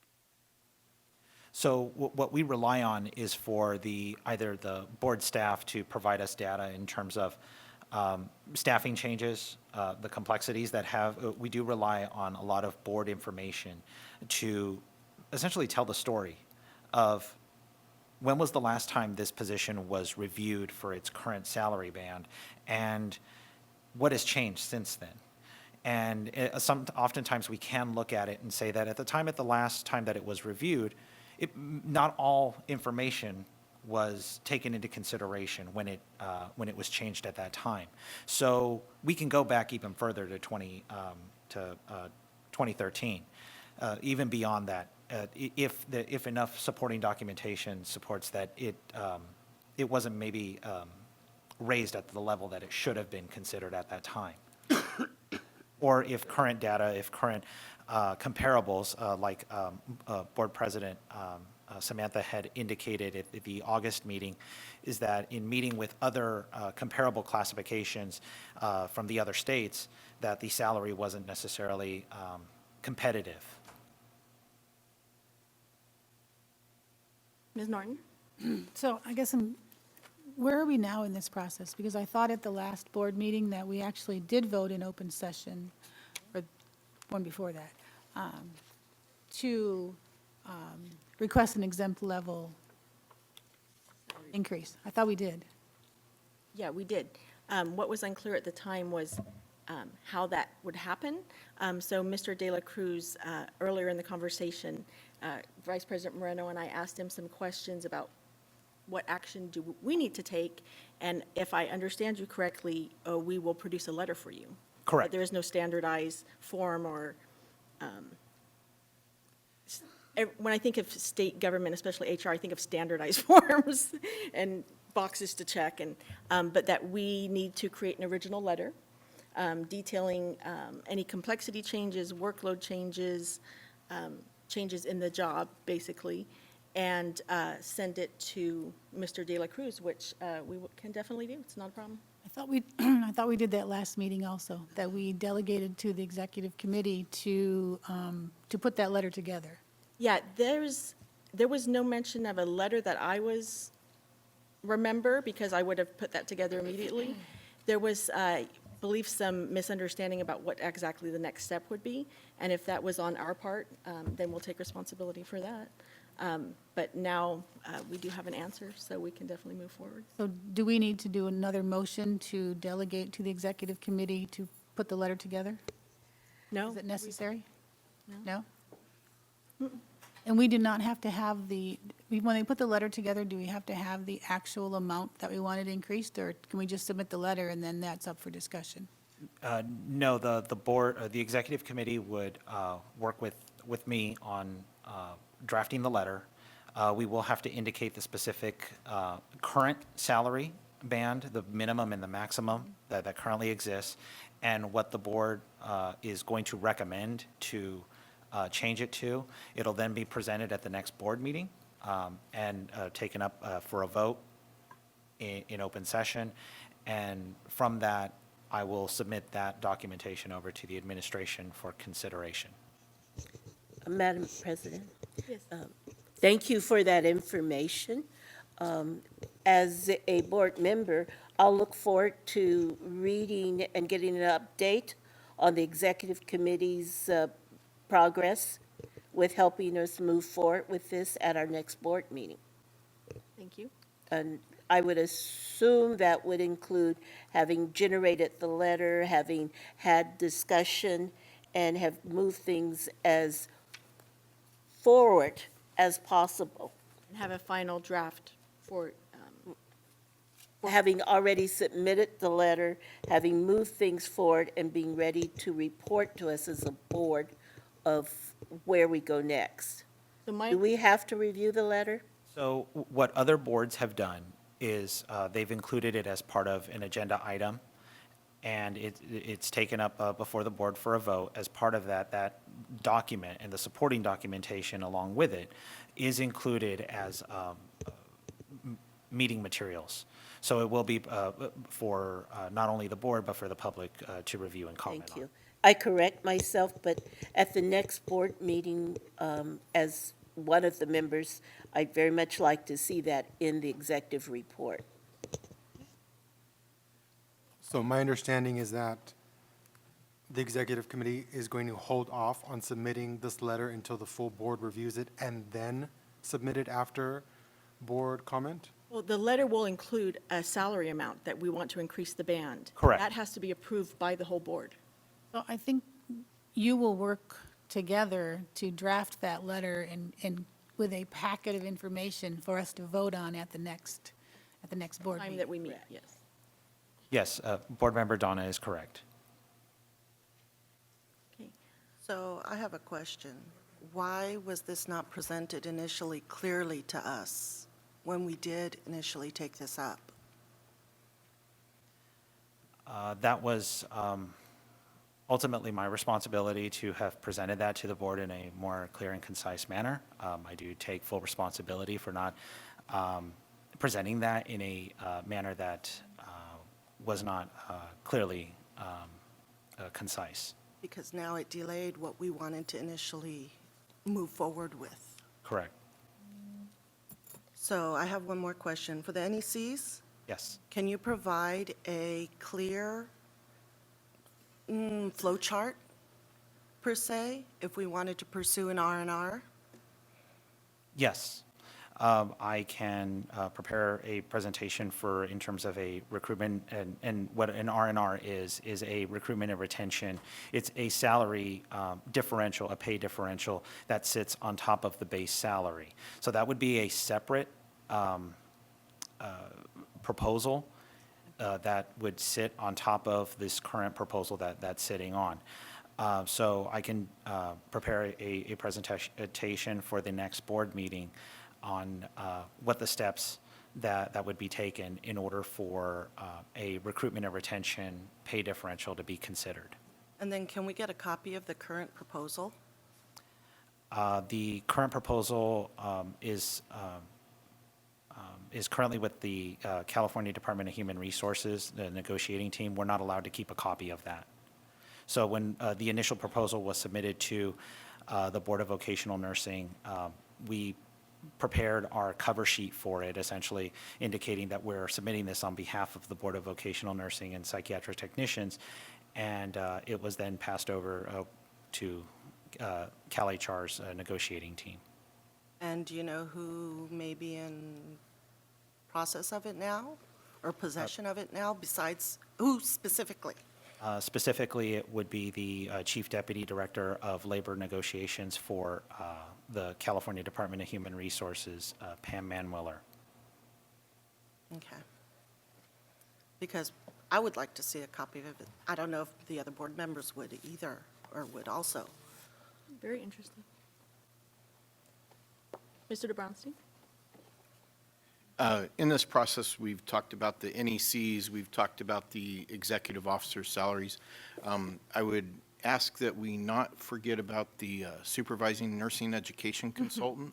And So where compaction has been an issue throughout the state in many different positions, that we do not cause oversight or delay in, or furthering compaction within our own board. no, and I should have been clear on that the proposals that were submitted both in 2010, 2013, and this current one that is being considered, all did encompass a relative increase or a comparable increase to the supervising NEC, so to avoid a compaction issue.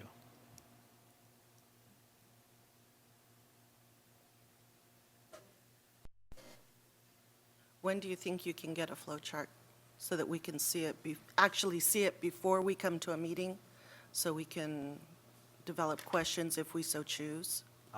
I should have one ready, at least depending on when the next board meeting is. I'd have to be able to see how quickly we can produce that document, and also have it included in meeting packet material prior to the next meeting. Thank you. Any further discussion by board? Just want to say thank you for putting this information together, and look forward to working with you. Now, yes, Mr. Ma? This might be for Kamika, you or Ricardo, but is there a standard process of looking at market equity, or at least equity across, to ensure that the staff are being paid properly and that are in the right bands? So I don't feel like it's the board's responsibility necessarily to go down one level. I mean, I would encourage, and I imagine you are, Kamika, that you're looking at and encouraging and working with HR here on, are our bands appropriate, competitive to other boards, and then we as a board really focus on you while you focus on the others. Does that seem like the appropriate process here? Sure. I think that, just for clarity, though, the staff level are standard across board, so like an AGPA is an AGPA. What we're trying to do is we're trying to capture, is that the right work, right? Do we have someone that's like an office technician really doing AGPA work, right? And making sure that we have people in the right seats, so then that way it captures that kind of dollar amount. What I'm saying is I heard Todd saying we don't want to forget about our NECs, which I think everyone on the board is in agreement with. But I don't think that's what the board should, that's on you, right? That's on you to carry that out, and you know you have our support. Not that I can speak for everyone, but I think, unless someone objects to it, but we will focus on making sure that the EO salary is competitive, equitable. That's what our focus will be on. That's fair, and we have been, we've tried some different things, but yes, that continues to be on my side, yes. Great, thank you. Mr. Rotito. I've been listening to all this discussion and your presentation. I thank you for it. And I appreciate my colleagues in their support of equitable pay for the EO and our NECs. This is a fight that's been going on, that Todd and I have been fighting for darn near almost a decade. It's one of the reasons why we had the problem with NECs to begin with. In 2007, with the mass exodus of our NECs to another department, was for a pay raise. And the pay raise was substantial, and I couldn't blame anybody for doing it. But I want to keep in mind, there are only 16 positions of NECs in the state. Only 16. And it's been uphill. I would take not even uphill. It's almost like scaling Mount Everest to get to this point. And my time on the board is now limited.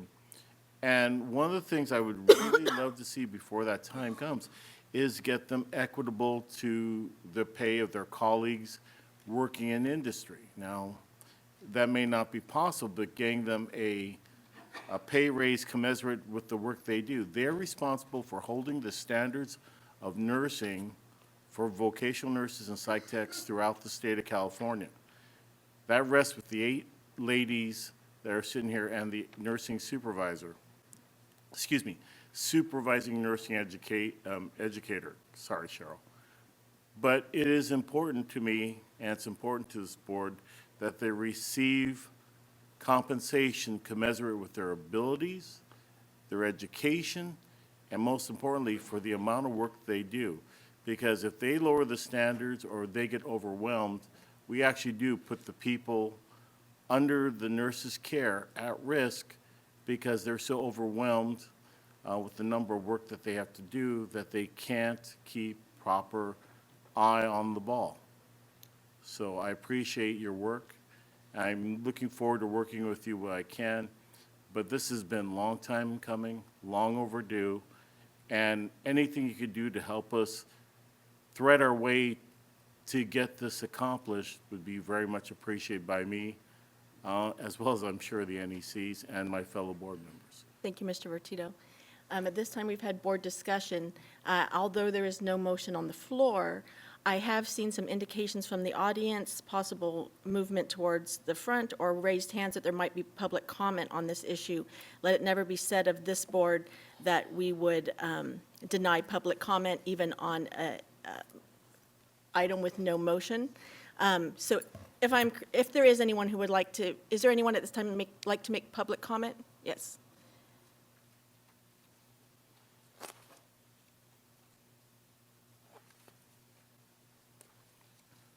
Good afternoon, gentlemen. I see 2 gentlemen walking up to us. Please have a seat wherever you feel comfortable at the table. If you would like to introduce yourselves and the organization you represent, that's helpful for the record. You can choose to remain anonymous if you so choose. Green button is for the microphone. Thank you. Hi, my name is Miguel Cordova, and I'm the chair for Bargaining Unit 21, which represents the NECs. For unit, that's labor? Bargaining Unit 21, yeah. for Labor? CIU Local 1000. My name is Bobby Roy. I'm the vice chair for Unit 21 for SEIU Local 1000. Thank you. So I wanted to begin just, again, providing a little bit more clarity, right? Because that's what we've been seeking today. You know, Ricardo mentioned a couple of the items, and, you know, it's been a long time coming. I'll start with, we've found in our research for the nurse education consultants, they are grossly underpaid. That's the bottom line. We know that there have been vacancies since 2007, like commensurate with what's been testified earlier. And at the bargaining table this year, we did present a proposal for a recruitment and retention differential. You know, and the state responded, you know, with their proposal. I do have copies of that proposal. It's something that we have been passing around to all of our members as we've been educating our members about the state's basic compensation proposals. What you'll find in it, if you're interested in. Do you have enough copies for board members? I do, yes. Okay, I would be very interested, myself. Feel like this is one level, all right, go ahead, you can go ahead. The one thing, I'll just speak for myself. Seems like there's been a lot of talk over the past years about this is a union issue, this is a labor issue. We've never had labor here before, so I feel like I want to get as much information from them as possible.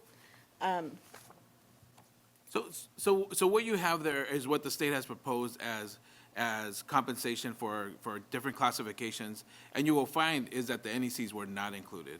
So the response has been no response, or has been we are not interested at this point. So whatever proposal was submitted, at this point, the state has said they're not interested in increasing or compensating the NECs at this point for Unit 21. That's where we're at. They have never responded formally to a rejection of our proposal, other than to basically say this is the compensations that they're willing to do. And even with these, I know that they're not part of your purview of your board, but you know, we're talking about a gap between 17 to 35% for some of these classifications. They're willing to go up to 5, maybe 10 at most on a couple of them. But what is most important for your board is that the NECs are not included in that package. And so there is a way to go through it, as Ricardo was mentioning. I think the one thing that you have to know is that for classification changes that you're bringing about now, that you're asking about how you go through it, I mean, hopefully the process internally to get that through an SPB and all that is a process that does work faster, because I will tell you from my experience, and I've been involved in bargaining since 2007. What I will tell you is that we were successful. I was successful with one of my classification changes at the Department of Ed recently. It took 11 years to make those changes. 11 years. We were not successful in some, like with the archivist, and it's taken 11, 12 years to finally get to a no, even after the agencies were in agreement that the changes needed to be made.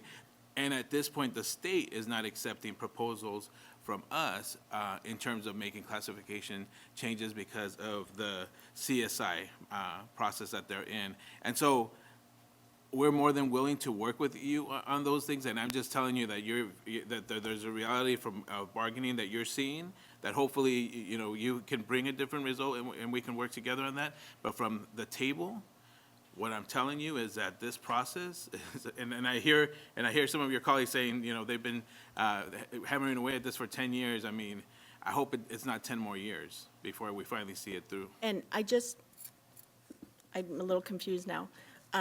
Is my understanding from Mr. De La Cruz that the current proposal is still under consideration? Correct. We have not been instructed otherwise from the negotiating team that it has not been considered.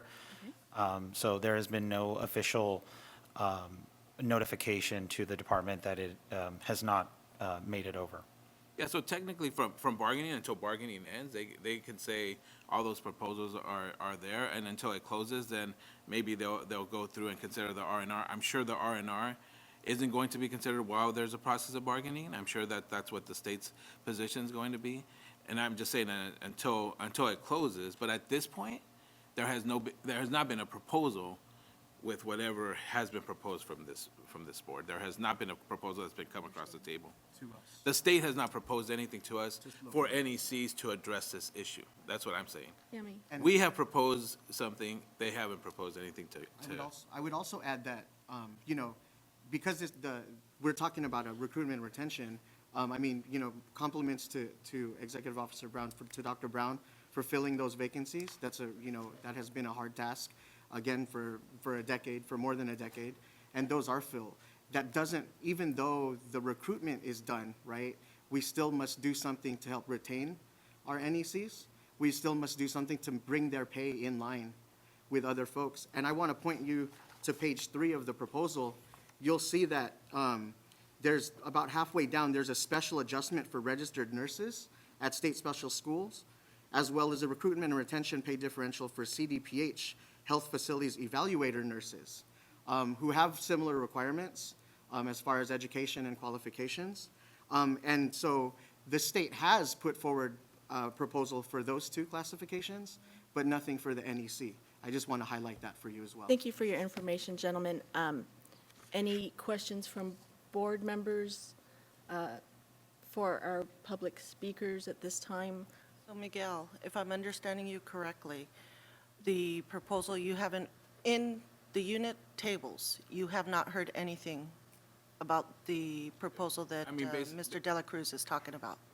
The state has never proposed anything for NECs this bargaining session. We have proposals as a bargaining team. They've responded back with the list of the ones that they are willing to consider at this point, and there has never been anything. Now, whether I mean, I get it, they probably get proposals. I'm just saying they've made a decision that at this point, this is not one that they're considering. That's how I see it. I'm sure that they've gotten, but at this point, I mean, we're trying to, finish off and get to,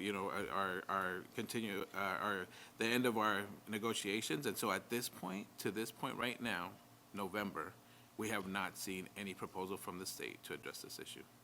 Thank you, and like I said, there's been a lot of urban legends out there about labor negotiations for NEC, so Well, thank you for being here. it's probably pretty unsatisfying for the NECs to hear this. I mean, right? On the one hand, you can blame the state and say they're not willing to budge, and on the other hand, someone could say, why isn't the union stepping up and drawing a red line, right? So I leave it at that because I just want to make sure there's transparency here. It's like, yes, okay, management never wants to pay more necessarily, but unions, and I'm a big union supporter, so don't get me wrong, but the union leadership makes a decision on where they draw the red line, and I think the reality is that the NECs don't have that priority right now. There's a lot of classifications in that situation, but I Yep. would say this, and somebody mentioned it here, it's 16 people. Yeah, right. 16 people. Yep. And on all of these that you look at, it may look like, oh, they're budgeting on this. No, it's 10 people here. I mean, even with the Unit 17, it's only those who serve LA County who go in there an X amount of time, and it's only like $160 that they're giving. So would you argue that it might hurt them to be in your union? I mean, maybe you can't say that. Maybe we never. But do you know what I mean? Well, but they're locked into something. If they were not, then anyway, I think that possibility and I'll exists just say- with small numbers like that. I mean, I get it. I know the history of unions. Like I said, I'm the speakers I'm pointing. I'm a big fan. It's like one way or the other, right? It's like no matter how you look at it, like the state's going to look at it, and I'm telling you right now because you'll hear it. Mm-hmm. The fact that you fill those vacancies is going to hurt you in getting an R&R. The fact that you found a way to stop the bleeding, they're going to say, well, you were able to fill those positions. I don't know. Is there really a need for an R&R because you found 16 people that are willing to fill those jobs? And I'm telling you because I've heard it. And so, yeah. You're starving and it's in a bloody family, mess. you find and food, you it can- hurts And we can blame whoever, but those are the realities of what's really here. And I get it. You had to do it.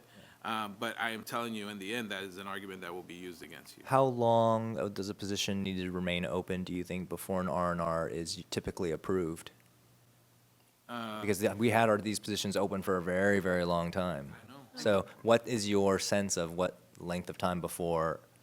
Honestly, it's when they're looking at it, they want to see that they're still empty. They want to see that you can't fill them. They want to be able to, like, 'cause right now, even if they look at the numbers and say, yeah, and we found probably 27% to 30% gap of pay needed to fill in order to be comparable with the field outside. And so, I mean, just look at what positions your folks are leaving for or have left for, right, and how much they're getting paid.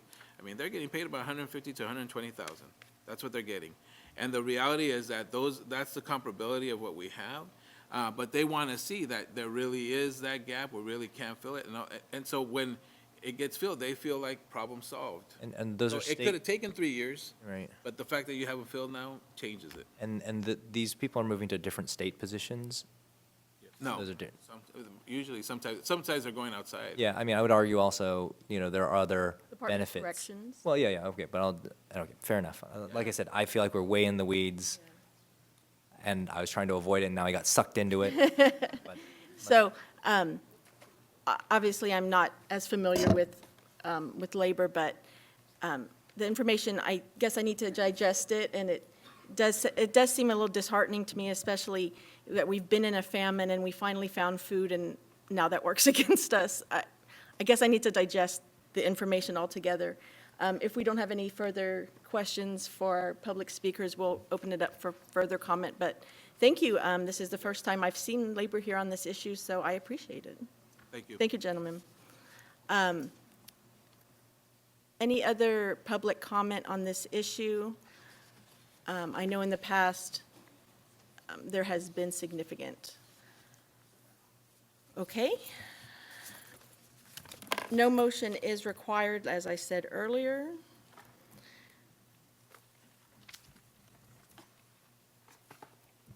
Thank you, Mr. De La Cruz, for Thank you. your presentation, and we'll be in touch. Okay, let's move on to item number 15, Executive Officer's Report. Dr. Kamika Brown, Executive Officer. Dr. Brown, we've received and read the report. Are there any portions of the report that you would like to highlight or comments you have on the report? No, I will actually, if you have reviewed it, just for the sake of time, if you have any questions or comments in regards to it, I can take those. Yes, I may have one comment. Actually, it was just a comment that I had. I like that the survey was included of the staff meeting. It's important for us to get staff feedback. So I like that a survey was taken and that we received the results. Any other questions for Dr. Brown on this report from board members? Mr. Ma? So how do we know, not with all due respect, that all the comments were provided? In other words, what if there were negative comments or critical comments, even of the board themselves? Like, how do we know that isn't filtered to preserve our feelings, let's say? Sure, I just simply copied and pasted. Okay. But I can definitely give you the actual raw data as well, but yeah. And I just couldn't tell if that was I remember reading it, I thought it was a sampling, or that was all comments were in, if anyone made a comment that was copied and pasted in. That's correct. Okay, very good, thank you. And there is, in the feedback, there is some that say include more team building and training, so there is some that could be construed as less than 100% positive. Any further board member questions on the report? There is no motion required on this report. I haven't seen that there was any movement towards public comment, so that is not required on this report. Again, we're moved to item number 16. Please remember that at the beginning of the day, I did mention that the May and June minutes will be reviewed, but we will not be reviewing the August. Are there any comments or corrections on the minutes from board members at this time? Mr. de Brownstein? Yes, in the minutes, it does recognize the schools that were previously recognized in other board meetings. The way the schools voluntarily sign in, can we include that in, how they were recognized today, but can we include who was voluntarily checked in? In the meetings, like, meeting minutes for this meeting. Great, thank And you. if it continues to go that way, that it continue in the future. Thanks. Mr. Ma? On the June 20th meeting, it shows that I was not here and was here at the same time, and I was here. So can, I would also point out that I'm also listed and I was here, but it shows me as not here. I definitely make those corrections. Well, I brought those corrections up at the last meeting, and I think in the ones that was provided today, the corrected version, it may be different. Because the corrections that I brought up related to number 13 belongs in number 23 have been corrected, so.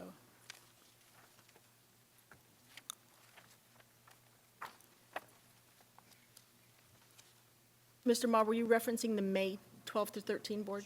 June 20.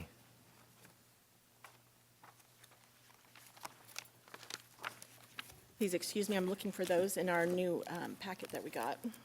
Just past the blue. Yeah, it's a little one. Someone else maybe have it that can confirm that that was corrected? Anyone?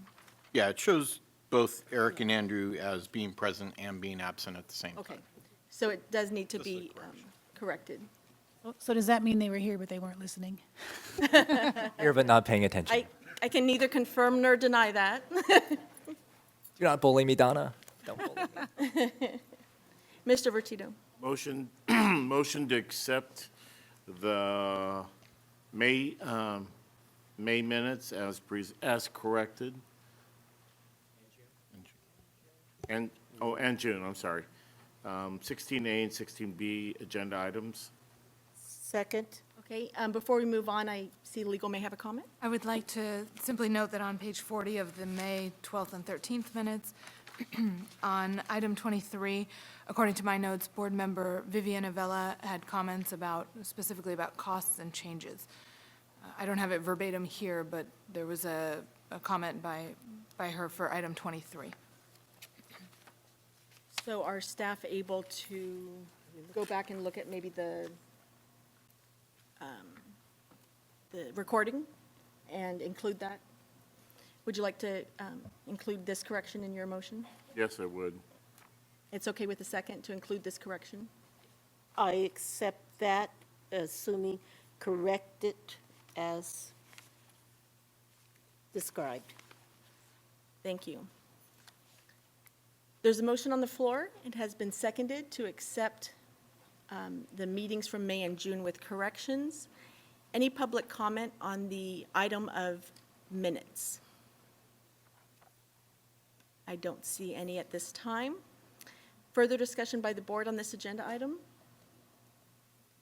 Don't see any. It has been moved and seconded. I'm going to take a roll call vote, starting on my far left. Mr. Deerking? Yes. Ms. Norton? Yes. Mr. Vertito? Yes. Vice President Moreno? Yes. I'm also a yes. Ms. Endozo? Yes. Dr. Basti Martinez? Yes? Mr. De Brownstein? Yes. Mr. Ma? Yes. Great, thank you. Motion passes. Okay.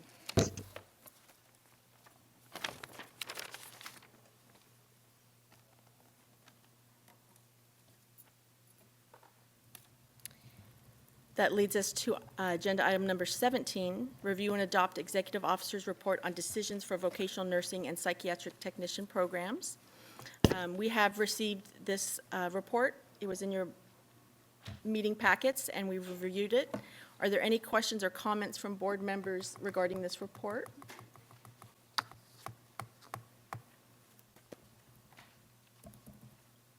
I see none. Is there a motion on the floor? Motion to accept the report. Second. Okay, it's been moved and second to accept the report. Any public comment on agenda item number 17? Okay, I don't see any at this time. I'll take a roll call vote, starting on my far right with Mr. Ma, Yes. Mr. De Brownstein, Yes. Dr. Basti Martinez, Yes? Ms. Endozo. Yes. I'm a yes. Vice President Moreno, Yes. Mr. Vertito, Yes. Ms. Norton, Yes. Mr. Deerking. Yes. Okay, motion passes, thank you. Okay.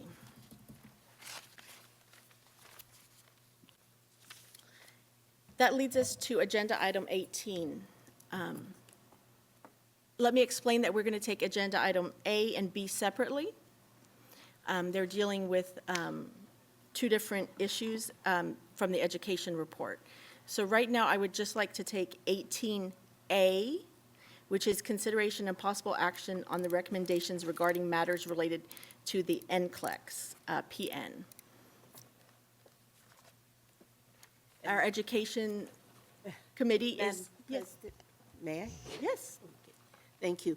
The Education Committee met on October 14th and discussed the items that you have before you in your packet. We had others present and received public comment regarding the part of item A, recommendations regarding matters related to the testing. The Southern California Directors of Vocational Nursing Program members, actually executives, presented, and we had quite a good discussion. It was later determined that as a board, we are restricted from taking action on this because of previous legislation, legal decisions. And since we're only going to deal with A, I would move that the board accepts our presentation on 18A. Yes, I did have actually one question on that. At this time, we can take questions. Education Committee will accept questions, yes, from board members. So I did have a question on that. I'm trying to catch up here.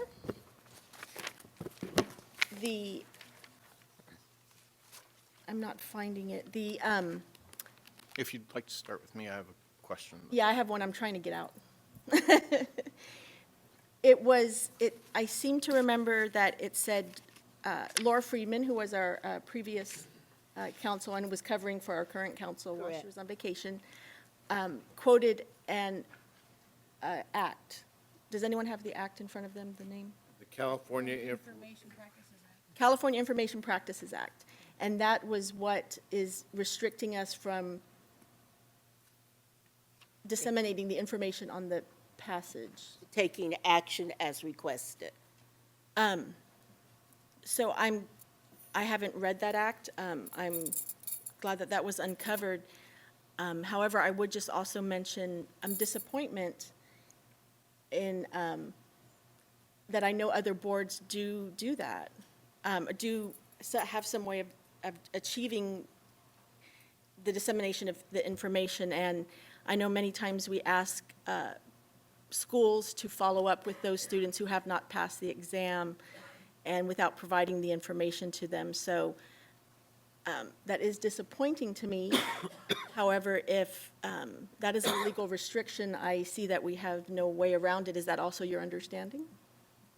That was our understanding, and I believe I can speak for us, both of us on the Education Committee. We were disappointed as well, but we also understand and appreciate when there are legal grounds that determine how we can act, and we do have to follow. And we did express to those present our disappointment as well. Yes, because as we know, schools have so much information about these students. They have their social security numbers, their addresses, their birth dates. They probably have more information on them than the IRS. I mean, so it seems unusual that this one other piece of information could not be provided. But you are correct. If that is the legal requirement, the board shall, of course, abide by it. Mr. DeBrownstein? Yeah, since the motion has not been seconded, I would possibly offer a different motion that we accept the report but direct the EO or legal counsel to work with the RN board to find out how they are providing the information and either take similar action or report back to the board as to how they have figured out the legal way to do it. So if I may, this issue has been addressed multiple times over the last 10 or 12 years even. There have been multiple legal memos issued out of our office, and I can't speak to legal advice given to other agencies, but I can speak to the legal advice given to you and developed through those memos and what was, the way that the legal advice was consolidated and analyzed based on the IPA. The Information Practices Act prevents dissemination of information that could link an individual if that information is given by a public agency. So I I think the issue has been addressed through multiple legal memos. It's been addressed multiple times. The, and it was addressed at committee level as well. That information was presented again. So I'm not sure how effective that is. The other point I would like to make is that because the committee is bringing forth a recommendation, actually under Robert's rules, that does stand as a first and a second. So. Okay, so there is actually a motion on the floor to accept the recommendations of 18A. Any public comment on this agenda item? Yes, please, come forward. And this is just 18A. This is, okay. If you would like to find your a seat where you're comfortable at the desk, and you press the green button to turn on the microphone. Again, you may introduce yourself for the record and the organization you are with, or remain anonymous. Elizabeth Estrada, I'm president of the Southern California Directors of Vocational Nursing Programs. Janet Nishina, treasurer for the Southern California Vocational Directors Association. Thank you. I would like to say thank you, Education Committee members and NECs who were present for the October 14th meeting that we attended and had the opportunity to speak to you on our desires to make changes.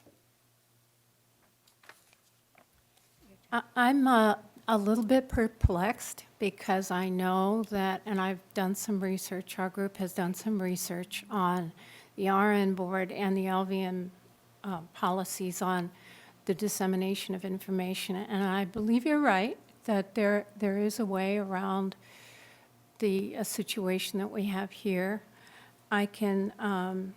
We are governed under the same Information Practice Act that the RN board is governed under.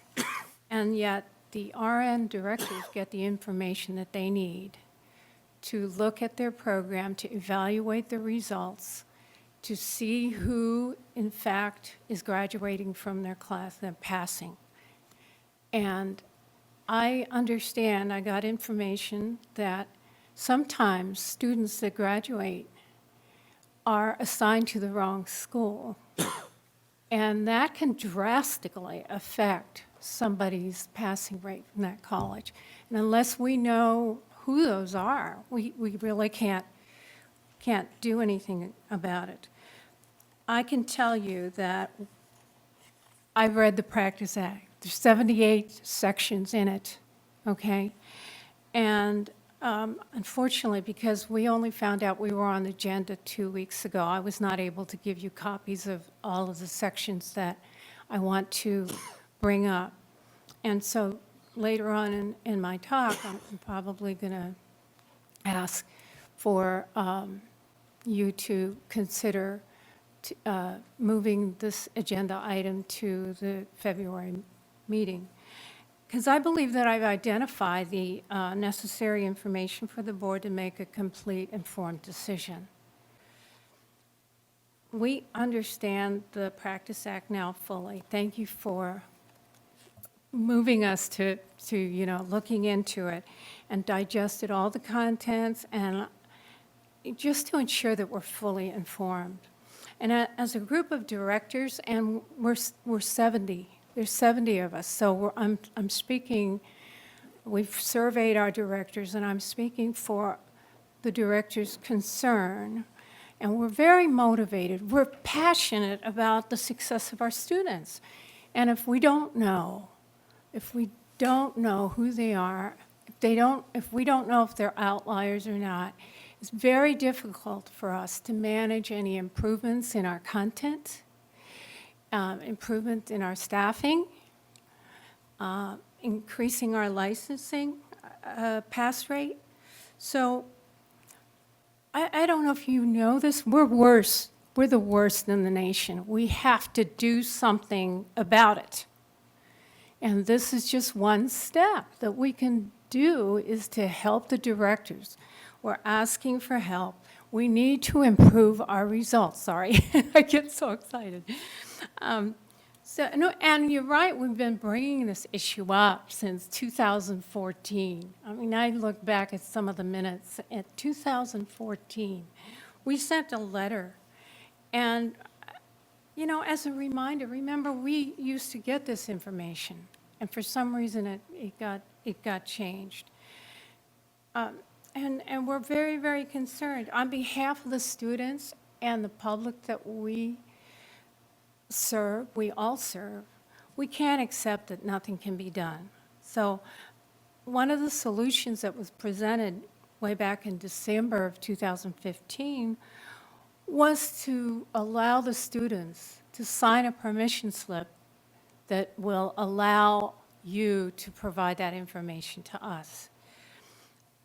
And that permission slip is on your website. On your website, you can pull Form 55P-6, which gives the authority to you to give confidential information to designated party. And I think that that's probably how the RN board does it. And I can tell you that I found, and of course I didn't have enough time, and that's why I'm asking for February, is 4 pages of exceptions to the Information Practice Act. There are 27 exceptions to that. And one of them, I'll just read one, and then there are other ones that can apply to our situation, but the one says, with prior written voluntary consent of the individual to whom the record pertains, but only if that consent has been obtained not more than 30 days before the disclosure or in the time limit agreed to by the individual in the written consent. Thank you. Now, to me, that seems to be a very simple way to address this issue, but perhaps, you know, with some legal guidance, we can see how we can use that. And there's several other ones that can apply as well. So I don't want to read the whole No, thing. please. I'd rather We're have you short on get a time. copy of it, okay? So, Would you like to that summarize is section 1798.24 and 1798.24B and the civil code, Thank you. okay?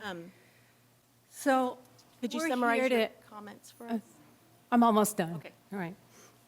So we've been advised by your council on October the 14th that although this is out of the purview of the board, it may indeed rest in the hands of the legislature. If indeed that is so, we would like help in working with the legislative committee to create that possibility. We're seeking help from you. And, you know, if we can't get that support, we're going to have to go forward because we believe in this. We want our students to do well. We want to go back to them and see who's not doing well. Even if they failed and it doesn't affect our statistics, we have a moral obligation. So I think we can do it better together, stronger together. I think you've heard that term a lot in the last couple of weeks. So I'm prepared to be of service to the board, to do more research. We have a whole group of directors that would gladly be part of a task force if you want.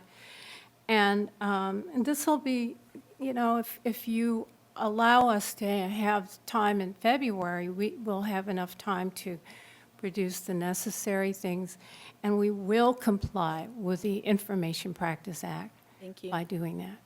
Do board members have any questions for Southern California vocational directors? It's a long one. Oh, sorry. I just have an observation. Yes. And it's the same observation I had in August. What prevents you from reaching out to the students after graduation? We do, every director does. Here are some problems. If it's a huge group, if they're cultural, for example, in some cultures, if they fail, they're very reticent to admit it or tell anyone, or, you know, it's hard to get that information. If they move, from the area, then it's hard to find that information sometimes. Not always. And some schools are better than others, of course, but I, for one, have been in 4 different colleges, and it's not that easy to keep track of, even at a small college, where everyone is and how to keep the communication going. There are some times when we have made contact with the graduates, and they've been forthcoming and tell us, I'm going to take my exam on this date. We're their cheerleaders, we're cheering them on, we're working with them, and then they don't take their exam. And we find out later when they're now calling us, can you help me with renewed paperwork? Can you do something? And I said, well, what happened? Why didn't you take the exam? Well, I just said that date, but I really didn't have that intention of going then because I was too nervous to go on that date because you would know then, and I would feel really bad if I failed. And so The information you get is not always correct. it's not always correct, absolutely. Does that answer your question, Mr. Deere? That's anecdotal, thank you. Any other question, Mr. De Brownstein? Yes. I appreciate you bringing this up again and coming before us today, and your willingness to do some research and outreach. Can you, and I think the simplest solution previous was, reach out to the RN board, figure out how they've gotten it right, and let's not recreate the wheel. Let's just do what they're doing. If you can get that, present it well before our next board meeting in February, so that we can vet it and then bring it before us for approval or whatever legal needs to do, so we can move forward with this. But if We'd you be can, happy to if you do can that. take that charge on, Yes. because if somebody's already got it working, why change it? Any other questions for the public speakers in front of us at this time? I know that we do have other public comment waiting. Sir, would you like to approach the desk? If you would like to introduce yourself and your organization, or you can remain anonymous. Green button is for the microphone. Good afternoon. Good afternoon. I'm Dr. Youssef from Vice President of Nursing for Unitec College, and we're one of the largest colleges in Northern California. So we are supporting the Southern California movement in this. And what I want to add one more thing, that I can have our legal department look into this with our legal counsel to analyze what the BRN did and to provide you with a more supportive document toward this. So we have a legal department that we can utilize. We have 6 campuses from Fremont, San Jose to Sacramento that we have the resources to support this, because I think it's very important. It's about us as nurses supporting other nurses, and we have to make sure that we don't leave anybody not licensed. So those students who graduate, don't pass the board, if we know about them, we can bring them back. There are so many factors, as my colleagues here mentioned, cultural factors, other factors make people not come forward after they fail. And if we identify them, we reach out to them, we bring them back. Currently, what we're doing, we're bringing everybody who graduated in 2016 to attend ATI virtual and live review for everybody, but we're blind, we don't have information. So we are willing to support and have our legal counsel look into the documents, and by the next board meeting, we can prepare and have more look into it and provide a report that will help the board make the right decision. Thank you for that offer. Thank you. I recognize your passion in this issue. Any questions for the current public speaker from board members? Is there any further public comment from the audience on agenda item 18A? I don't see anyone else coming forward at this time. There is a motion on the floor, and the motion at this time is to accept the Education's Committee's recommendation. Any further discussion by the board? Can we take a roll call vote starting on my far left? Yes. Ms. Norton? Yes. Mr. Vertito? Yes.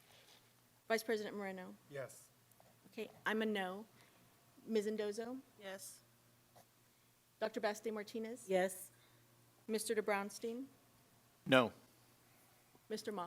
Yes. Okay, that's 6-2. The motion does pass.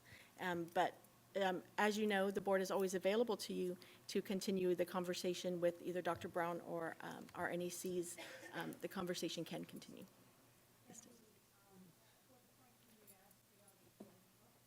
At what point can we ask to be on the agenda again? For February? Yeah. I'll defer to Dr. Brown on that. So Dr. Brown is saying that you've made your request and that you can be put on for February. Okay, thank you. Madam President, can you just repeat the number in the roll call? I think you said 6 and 2, but there's. I'm sorry. You're correct. 7-2. Thank you. The noes were Mr. De Brownstein and I. Yes. Thank you. Thank you. I would have liked to know. Thank you. I would have wanted to hear, it surprised me that you were going to vote no, so not that you didn't have to explain yourself during discussion. I had no sense that you were voting no. Oh, Not that you have to justify it. I'm saying that, I think that there is a way. Okay.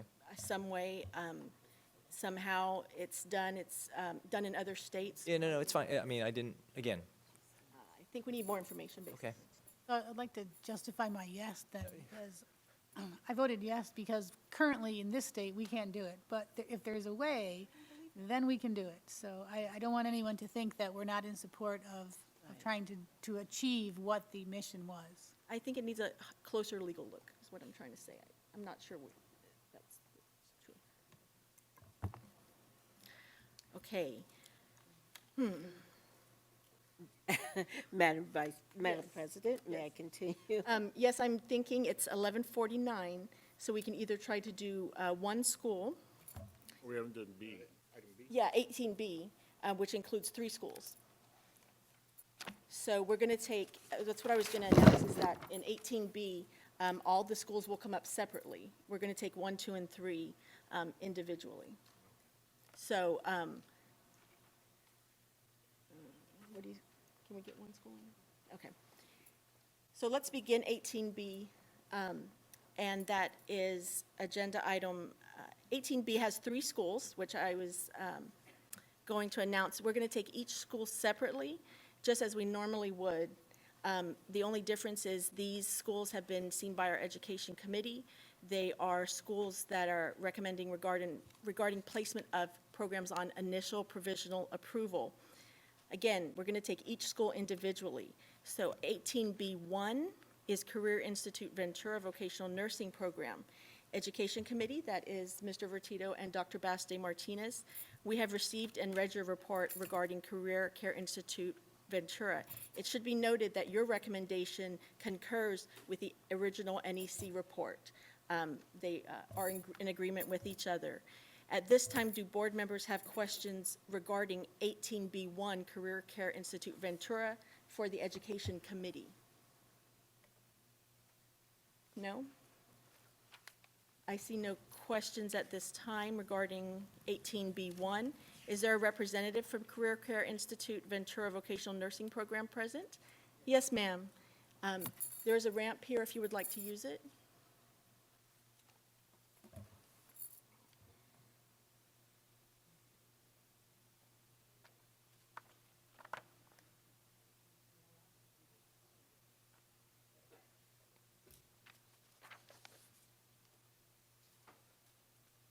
Good morning. Good morning. Thank you for being here. Would you like to introduce yourself? Green button is the microphone. Great. Can you hear me now? Yes. Good morning. I'm Dr. Corrine Stevens. Thank you. The- Do you have any updated information for us? Yes, I do have some updated information. I attended the Educational Committee with Career Care Institute in Ventura. There had been a massive administration turnover, so it kind of all dumped in my lap when the DON left, and our school was found to have 8 violations. And as discussed in the educational meeting, I've had to go back to review and redo some of the violations to give correct information. I have corrected all of them except 7 and 8, which are not as heavy as the first 6. So the first 6 has been corrected. I've seen in the last corrections recently and have not received an answer from boards. One of the main ones that I'm concerned with is misinformation on violation 1, and this is why I'm here today to discuss this. Violation 1 involved a policy that was not in place, that was in our current level 4 graduates admission pack. In that, Mrs. Gomez found that we had 16 students that had been admitted, she reported that had been admitted to the school with lower admission criteria scores, and that we did not provide the remediation in math and English as was appropriated in that particular policy. And I would just like to point out that's on page 9, if board members are following. Since that time, I have now had the opportunity to go back and review each of the violations, and this violation I found to be incorrectly evaluated as I went back and I pulled all the Wonderlic scores in the entire school of every current student, as well as the students that Mrs. Gomez had reviewed. Of these 4 levels of students, or 5 levels, because this level was the graduating level that had graduated July 1, I only found one individual that was admitted to the school under the old policy and not within the within the correct range. I did not find a number of 16 violations, student violations, and this was including all the current and that first, last graduating class that she had reviewed. I only found one that was admitted. All the rest of the students had been admitted under the correct scores. This was given as a major violation of us not using the remedial policy for the school, which is in force, 100% in force at the school. And I felt like I needed to defend us with this because the information was incorrect. The other information that was put into our violations was letters that had been sent, of course, by some, we had 2 student complaints. The student complaints, Mrs. Gomez interviewed several of the students that were there on campus at the time. Some of the reports that apparently the students had made, I was not aware of them at the time. Reports that they had made was different scenarios that I would have been a part of, which I was totally unaware of, and had not received any information on it until I got the information back from state boards. I felt that the school had been punished without having the due process of to defend ourselves. When we did get our letter back from boards telling us what our violations were, the visit was on July 5th. When we did get the information back, it was on July 22nd. On July 22nd, they had taken our ongoing starts away, which we had to immediately cancel classes that were scheduled to start August 29th. We were also turned down for a class for October. And we have been, we at this point have had all of our class starts taken away before we had a chance to make the corrections. One of the major violations or one of the major complaints that had come in was against the previous DON, who of course resigned and walked out the same day that she turned in her responses to boards. The complaints that the students had had was that I had gone to them and had read information from the state boards, which was not true. I did not even have any information from state boards to read. It had been reported in the complaint that on the 28th of June, that I addressed the class with and read verbatim emails from state boards to the class. And the complainant gave a complete scenario of what I was supposedly had done, discussing the letters from boards. In truth and reality, I didn't have any letters from boards to discuss, and if I had, I certainly wouldn't have read it to a class. I do see that the complaints that were made were investigated. Yes. And Ms. Gomez, I'm speaking for you, so correct me if I'm wrong, found that they were unsubstantiated in all but one. So yes, the complaints that were made were largely found to be unsubstantiated. You are correct.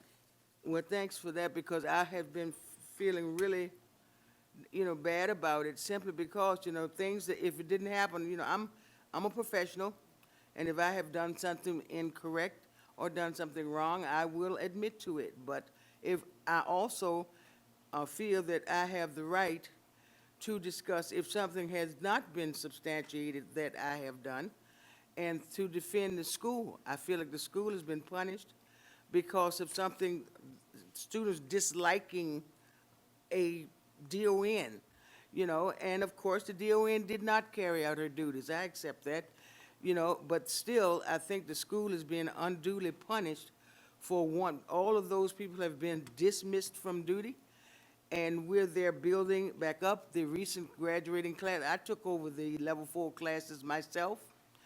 Since that time, the level 4 at that time has graduated. They finished school the 20th of October. It was 14 in that class. They all finished all the finals, all the exams, and have passed the exit exams, and their board papers are being submitted. The class that did complain, I have gotten information back on them. All of them, I still have about 7 of them that still need to pass the exit exam, but out of that class that graduated, I already have 5 that have already successfully passed state board. So I do believe that the school should be reconsidered for an admission of students. I now currently have 60 students and another level set of 4 that's in week 7. I have submitted a proposal for class to the boards again for December 12 start. And I do, or am requesting and hoping that we can be taken under consideration to be approved a class. A class of 20? A class of 30 students. Are you willing to take questions from board members at this time? Yes, I am. Any questions for the representative at this time? Mr. Vertito? No? Sorry, ma'am. Excuse me, ma'am. Yes. Going over, we talked after the board. Yes, we did. One of the big problems that we had is that you had an administrator or program director that wasn't functioning. Correct. and She was removed. absent quite a bit. Yes, And that's one of the reasons why we discontinued your ongoing admissions, is because there was nobody at the helm of the ship. And so it's like, if the ship's going to hit the rocks, all we could do is try to save as much as we can to prevent that from occurring. Is that correct? that's true. Okay, so at the time, we also told you that you can also reapply. Yes. Once you've cleaned everything up and you got back in order. But it's not automatic. That's something that you have to show us that you have positive control, that the corrections have been made, and then you go through the process of reapplying for that. Is that correct? Yes. Okay. We will take, your request for new class and everything else, ongoing admissions, et cetera, but, that also begs to tell, does that mean that you're going to leave once the school's up and running and have a replacement? I have been currently put into the DON's position. When our DON resigned, I took over the position, and I have no intentions of leaving. I've been with Career Care Institute for 10 years, and I've been at all 3 campuses, as the director of nurses of all 3 campuses. I am the dean of academics of the 3, but this particular campus is in trouble. So I will be at that campus until it's completely settled. So the question I have to ask is, have you reapplied? Yes. So the paperwork is, I sent the paperwork this week. okay. And then you have, that's for the new class? Yes, for the new class of 30 to start December 12. I have one, they told me to hire more faculty, and I hired one more faculty, and, because I only have 60 students in play at the school. So I hired one more faculty. We have one more clinical site now, and I have 7 applications out that have promised to sign for new clinical sites, as well as Ventura County Medical Center has agreed to do for us to assign with them their acute facility to start in January. We're waiting for the state paperwork to come back on that. So the question I have to ask is, at the time we did this meeting, Yes. you agreed with the recommendations? This was before I had a chance to go through everything that happened. I understand that, but at the time Yes. of the committee meeting, Yes. you were in full support of the report. Yes, until I've had a chance to go back and look at everything that had been done.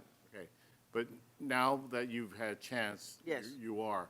But at the time, because we don't know this. I Right. mean, 2 weeks have occurred. Correct. And we don't know what's going on. And now you're, again, like what you had to do, we have to reevaluate to see if the corrections have been made, Correct. the sites have been approved, the class. So we're moving on what this was then. So that's what we're looking at now. Is that correct, Dr. Martinez? That is absolutely correct. So this is what is being presented to the board now. You are getting the opportunity to refute the findings or making the corrections, but we have to go with what was accurate then and what the recommendations were at that time. Yes, So you've already taken steps to make those corrections. yes, So at this point, we can't do anything else until our NEC's evaluated the data that you've submitted showing all the corrections made. yes, Just want to be clear on that. yes. Any Thank other you. questions from board members for the school representative? Mr. Mott? So what are you asking for today? What is your request? That we delay this action? My request today is that the action to be put on provisional be delayed. I have corrected, I got 2 more violations to go back and correct. I am asking that the school be approved for 30 students so that I won't have to start laying off employees. So that we can carry on with our 12. I am the DON at this time. And I will say it's running pretty smoothly. We got rid of a lot of heads, including the director of the campus, the director of nurses, the clinical director, everything. And yes, I am starting from scratch, but I have cleaned up schools before, and I'm doing the same thing now. And I'm asking that our request for 30 students be granted. Any further questions for the school representative or comments? Just want to clarify to make sure we heard you correctly. Yes.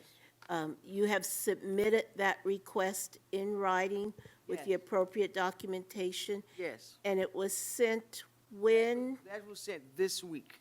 So it was sent this week, and And I realized the board would not have had time to review it. thank you.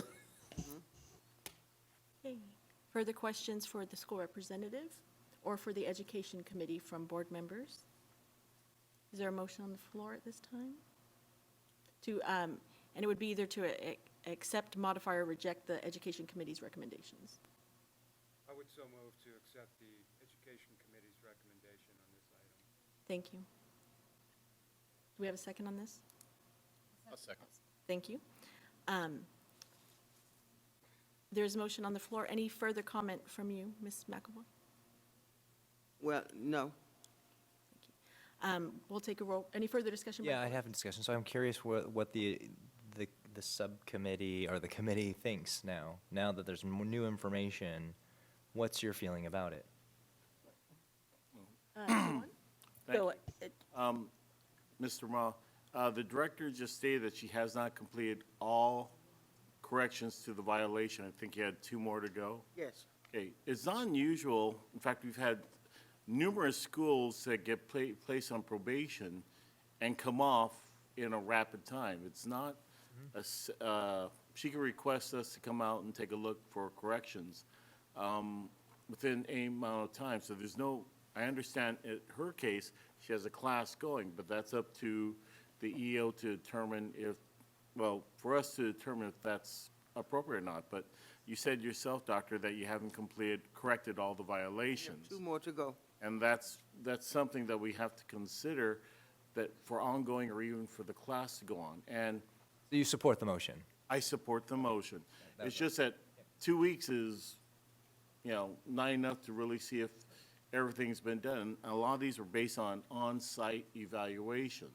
So, I suspected you both did, but I wanted to hear because you know the details about this better than I And do. Denise? let me also add that we also support the findings of our NECs and the work they do.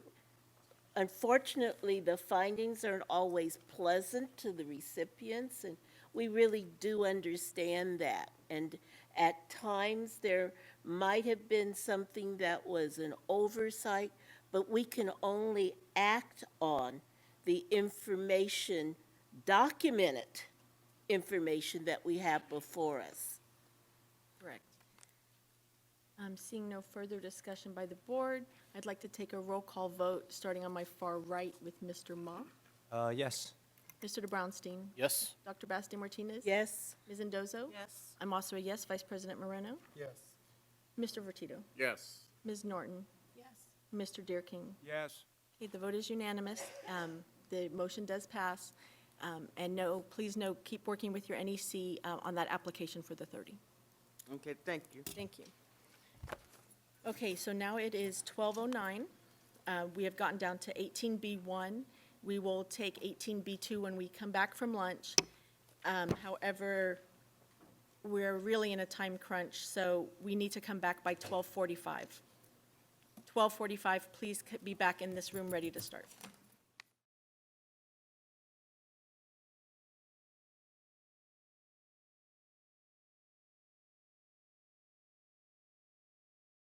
Consideration of placement on provisional approval. Education Committee, we have received and read your report. It should be noted that your recommendation concurs with the NEC report recommendation, and that your recommendation at this time for Pasadena City College is, yes. Madam Yes, maybe you can help me. The Education Committee is recommending an acceptance of the NEC's report by the board. Thank you. Do board members have any questions for the Education Committee about their report? I don't see any at this time. Is there a representative from Pasadena City College Vocational Nursing Program here? Once again, Pasadena City College Vocational Nursing Program. Okay, I see no representative at this time. Madam President, if it's appropriate, I would move to accept the Education Committee's report on this item. I second that. There is a motion on the floor. Any public comment regarding the motion on the floor? Okay, let's take a roll call vote. I'll start on my far right with Mr. Ma. Yes. Mr. de Brownstein? Yes. Okay. Dr. Basti-Martinez? Yes? Ms. Mendoza? Yes. I'm a yes. Vice President Moreno? Yes. Mr. Vertito? Yes. Ms. Norton? Yes. Mr. Deerking? Yes. Thank you. Okay, that takes us then to 18B3. Madam President? Yes. The Education Committee recommends that the board accept the NEC report. Great. We found the data and information presented to support the NEC's report. Thank you very much, Dr. Basti-Martinez. And again, if it helps, that actually is a motion and a second coming from the committee. Under Robert's Rules of Order, in other words, this is coming from a two-person committee and being presented as a recommendation that already operates as your first and second, if it helps. You can always, of course, do that again. I see what you're saying. I see what you're saying. Sorry, okay. So, John, Mr. Ma, did you? Effectively the second, yes. probably better for John to do it, but I'll second. Okay, thank you. Sorry.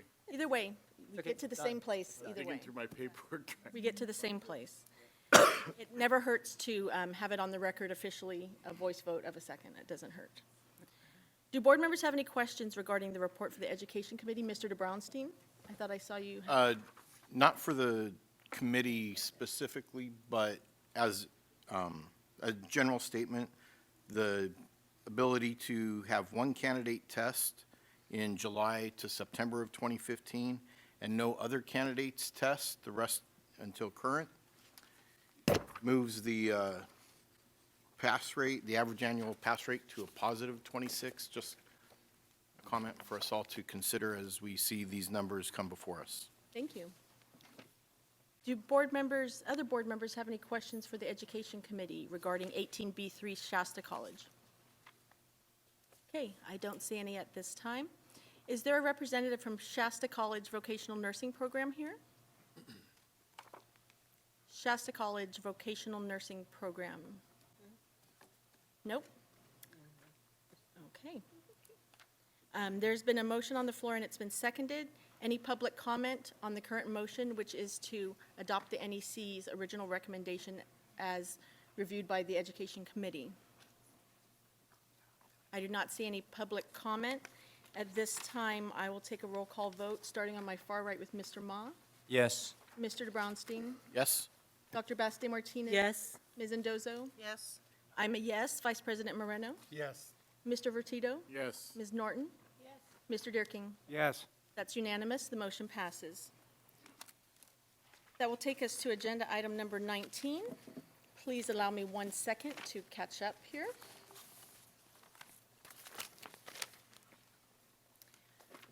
Okay, so the rest of the schools that we're going to be seeing will be done in our traditional fashion, with the NEC giving the report and us asking questions of the NEC. These schools have not been seen by the Education Committee.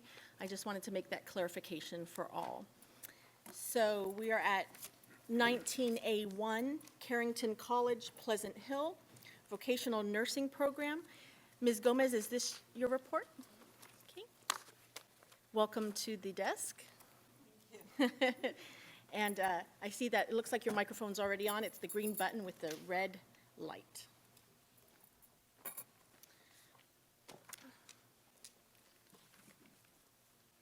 Ms. Gomez, once again, thank you for your report. We've received it and reviewed it. Do board members have any questions for Ms. Gomez at this time regarding the report of Carrington College? Okay, I see none at this time. Is there a representative from Carrington College, Pleasant Hill, present? Good afternoon, ma'am. Thank you for joining us. Please have a seat at the desk wherever you feel comfortable. And it looks like your microphone is on. It's the green button with the red light.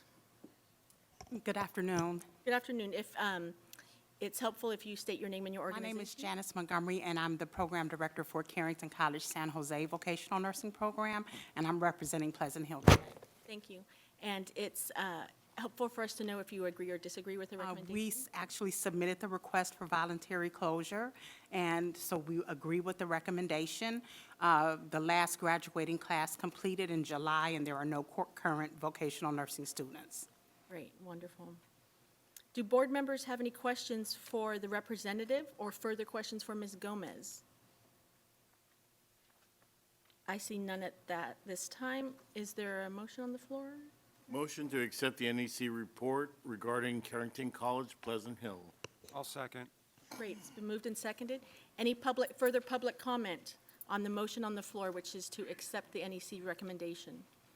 Ma'am, do you have any other further comment for us? No comments, thank you. Thank you very much for being here. At this time, I'd like to take a roll call vote, starting on my far right with Mr. Ma, Yes. Mr. DeBrownstein, Yes? Dr. Baste Martinez. Yes. Ms. Endozo. Yes. I'm a yes. Vice President Moreno. Yes. Mr. Vertito. Yes. Ms. Norton. Yes.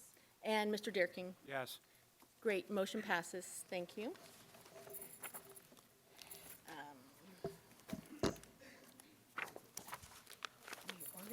Gomez. Okay, Ms. Gomez, I believe you're staying with us. So we're now at 19B1, American College of Nursing Psychiatric Technician Program. Ms. Gomez, we have received your report and reviewed it. Do board members have any questions for Ms. Gomez of the report? I do have actually a question for you. I wanted to clarify. I'm looking at my notes on my paper, and it says September 15, 2016, there was an inspection and 5 more violations, so the current violation total is 6? Yes. Okay. I just wanted to confirm that because I had written in my notes. Any other questions for Ms. Gomez at this time? The question is a comment. Yes, please. They were sent the letter on September 30th, correct? And did they respond by October 14th? Yes, they did, and the response that they provided did not correct any of the violations. And so I sent them a letter back stating that they had not corrected them, and I believe you should have received this morning a packet of the violations that they have corrections that they have resubmitted as of yesterday. Okay. Were they just put on provisional in 2015? Yes, they were. It seems like a relatively short, I mean, not that I'm opposed to short times for schools that aren't doing what they're supposed to be doing, but it seems like a relatively short time to jump from extending and approving, we just approved a major curriculum change for them, and extended their probation, and now we're jumping into revoking. The reason that the recommendation is there is we have had 3 visits there. And each time we have made the visit, we have gotten paperwork or policies written from the school stating that they had corrected the violations. Each time I've gone back, these violations remain. They have not been corrected. Additionally, the pass rates have dropped drastically since the time that they were placed on provisional to now. I can see that, yes. Any further questions for Ms. Gomez? Is there a representative of American College of Nursing Psych Tech program here?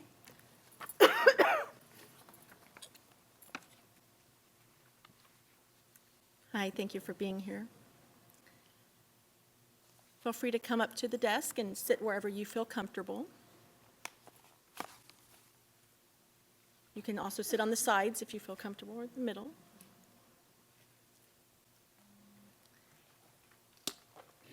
It looks like both your microphones are on. If you want to just pull the box a little closer to you.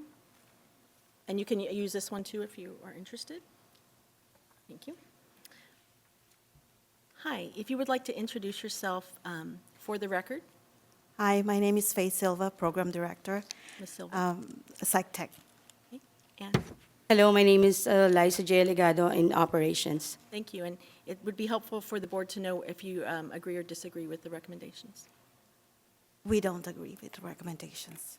We don't agree. Is there a statement you were wanting to make to the board? Yes, Please. we'd like to honor the fact that Ms. Norton brought it up, that we were just put on probation. We were making some progress. We right off the bat, we started changing the curriculum in collaboration with our NEC. We're very proud of this curriculum because we saw a lot of gaps in the psych tech curriculum from the past, and we tried very hard to make it a lot better, which I think is a lot better because it incorporated the necessary ingredients for the psych tech according to their blueprint. When did you we started? incorporate that new curriculum? When did you begin that new curriculum? We haven't started it yet. Okay. For the psych tech. That's- At the time it was approved, we already had a class going. So that hasn't been initiated yet? That hasn't been started, yes. We hadn't had a chance to start that. We were hoping we could start it this December, but this came, so. Are you ready to take questions from board members? Yes, ma'am. Do board members have questions, Mr. Vertito? Thank you, Madam President. Ma'am, we approved your new curriculum. Why didn't you implement it immediately?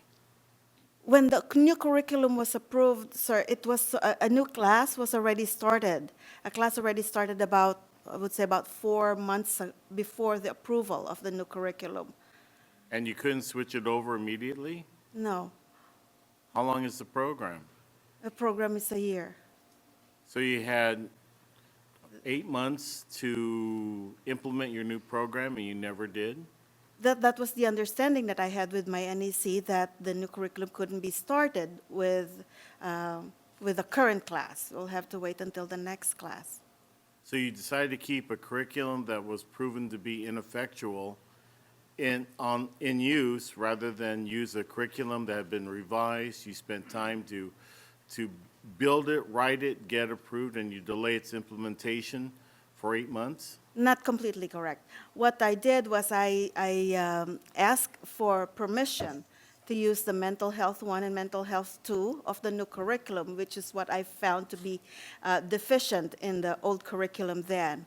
And it's because they were the same in terms of hours, with bigger and better objectives, we were allowed to do so. So you implemented a portion of the new curriculum? Yes. Further questions? Dr. Baste Martinez? I want to make sure that I'm hearing things correctly. In the NEC's report, I was led to believe there are also some policy issues, practice issues that have not been addressed. That would be different than implementation of the curriculum.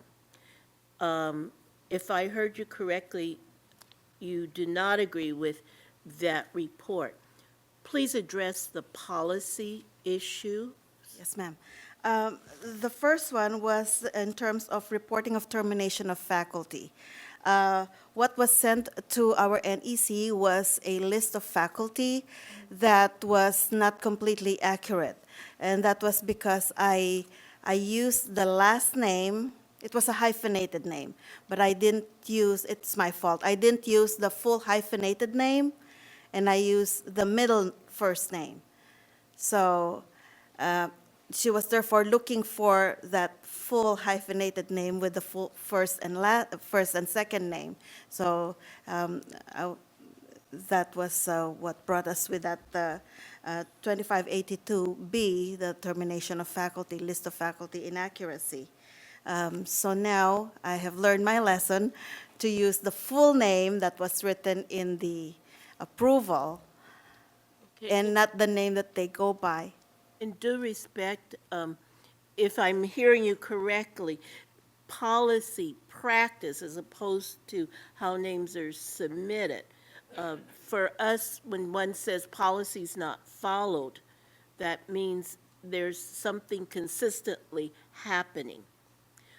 We also received a document that, by the date stamp, was received by the board on November 3rd, and it is the 4th. And board members here received it this morning, right before the meeting started. In due respect, we haven't had a chance to review it. Yes, I understand, ma'am. So we find ourselves in the position, given the history with your institution, of being very concerned about what's happening in terms of the preparation of future PTs. I understand. The last time we were in front of you, I believe it was February of this year, we came with the whole stack of packets that we distributed to each and every one, and the comment was, we wish we'd had this yesterday so we could have had a chance to review. So we sent it electronically last Wednesday and sent a hard copy yesterday in the hopes that it will get to you based on the comments of the past. And I'm sorry, you got it this morning. And we say that at this point, we only have sufficient information that we have been able to review that supports the NEC's report. Dr. Brown? I was just going to add in, one of the things that we consider when we're, because we take this very seriously, is we look at across the history, whether it's in a short period of time or a long period of time, have we seen any incremental change and any sustained change? And what we actually found was that over the entire time since 2012, what we're finding is that less than 68% of the students are actually passing of those that actually take the test. Additionally, they have had significant turnover in administration, which is another component that NCSBN, suggests that you look at is faculty turnover, and we've had that occur 3 times. That's not including the existing violations or the curriculum changes. So it's that in total that we look at to determine, is this something that we can continue with consultation to help, or is this something that we feel for consumers and students that it's best for us to move in a different direction? And there's been some talk of the situation we're in, and it's a tough situation because you're in Contra Costa County, correct? And we know that we need PT schools up there, we need PTs up there.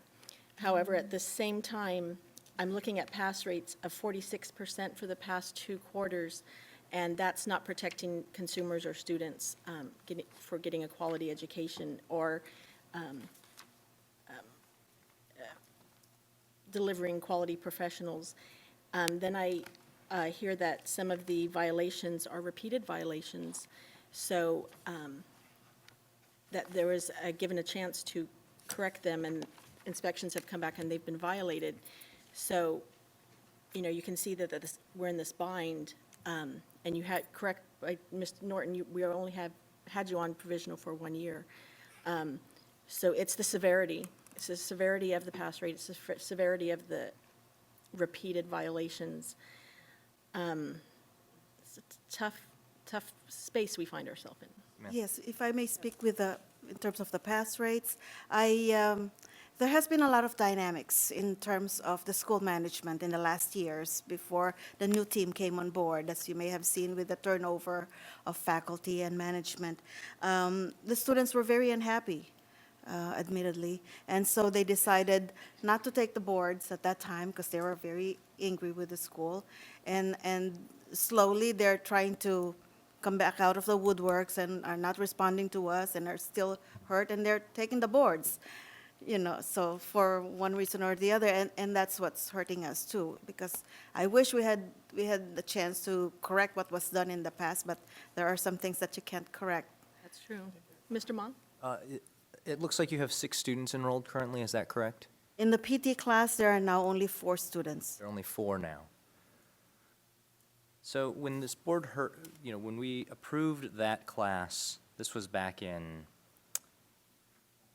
I don't know now, I'm trying to look through my notes. Well, when we approved it, I think the intention of this board was to evaluate how that class did under the new curriculum, right? I mean, I think and so we were going to have you come back, I think it was, because your provisional approval, this class ends in January 2017, and I think we were going to have you back. I was just trying to see when. February. In the following meeting, I think it was March.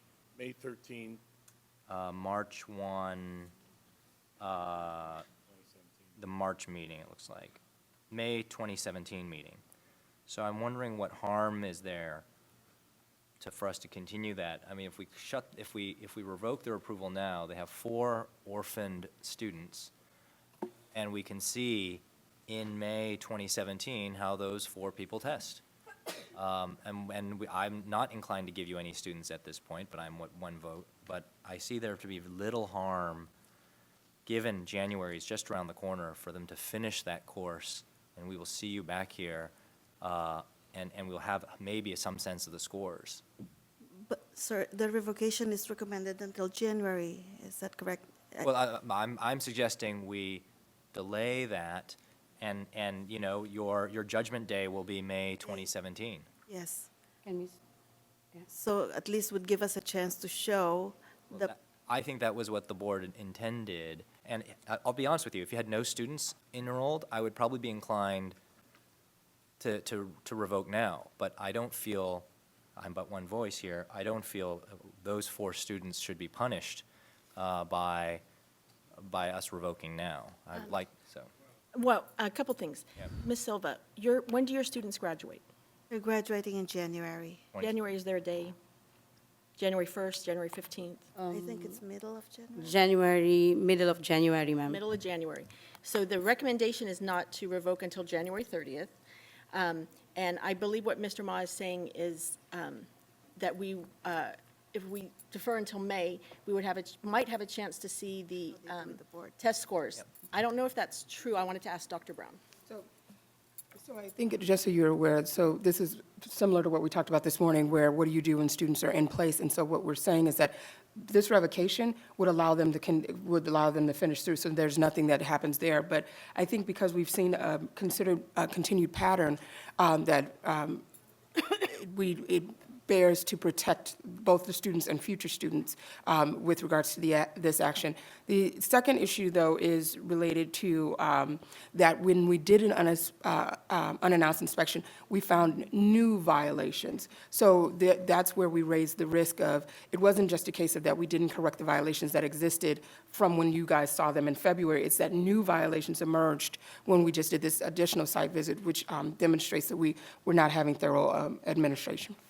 What would we think, and this is maybe a rhetorical question, is if in May, all 4 students tested and passed, would that change? I mean, this is a hypothetical, maybe a rhetorical question. So I'm of the mind, why not why not we see? Why don't we not allow them to enroll, and let's see what happens in May? I think I didn't phrase my question very well. My question, and I'm not sure if it was for Dr. Brown or maybe for Cheryl or Jessica even, is these students that graduate in January, when will we get their test results back? It depends on when they test, but the soonest that they would probably be eligible to test would be the end of quarter 1, first of quarter 2. We may not get it back until. End of March.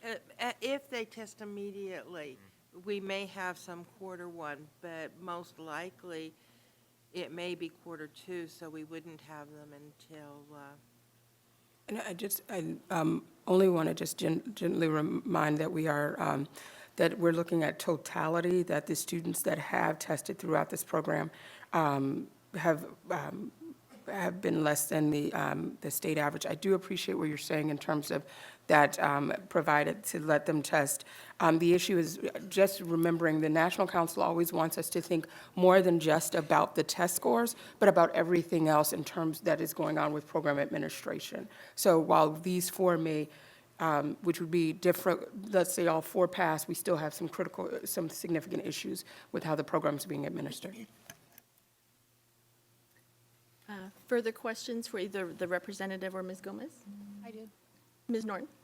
So, just with that thought in mind, the issue that I have is in such a short turnaround time, we placed them, we saw them in May, approved their curriculum, and now here we are, and we're going to revoke them. So what do we do between May and now to work with them to prepare them for, like, if you don't correct this by this time, we are going to revoke? So when did they get noticed that the plan, and I'm assuming it was just September 30th, that you were noticed that the plan was to revoke your school? We learned about it last Thursday. But when were these inspections done? Because there were inspections. September? September 14. So, September 30th, you were sent that corrections were due, right? So Yes, you were not notified in September that we were planning to revoke your school? No, we were notified about the revocation last Thursday. We were in a seminar in Porterville learning about Psychiatric. Well, to be fair, all of our letters, when you're on our naughty list, right, all of our letters indicate your license may be revoked if you do not follow. So I don't know if so we've given you notice on each of the times we have asked for corrections, correct? Mm-hmm. Yes, so to answer, Donna, your question, it's like, now the big revoke. It's my issue, that's all. The capital R revoke, you may have heard only recently, but But in all of our warning letters and kind of guidance letters, we It does say, indicate. if you don't show incremental Yes, progress. right, you and can- address all of the board's concerns, then you may be, you may be. Exactly. Mr. Vertito? Thank you. Just looking at the summary of the report, they had an unannounced visit on October 2014. They had a second unannounced visit on November 2015, and they had another visit in September 2016. Each time they found violations. And it should have been after the first visit, all corrected. By the time you had a second, you should have been clean. So we've given you 3 on-site visits to make the correction, and they weren't made. And I'm not, personally, after rereading this, I'm not inclined to allow for a 4th time. We have a responsibility to protect the consumers of California, and these students are consumers, Absolutely true. and they're attending a substandard program. Madam President, based on the evidence and the holistic view of what has been occurring with this particular program, I move to accept the NEC's report. I'll second. Mr. DeBrownstein, I believe you had a question, though. I was going to make the motion, but I'll second it. Okay. There's been a motion, and it's been seconded, and the motion is to accept the NEC report, the recommendations of the NEC report. Is there, since there's a motion on the floor, I would like to take public comment at this time.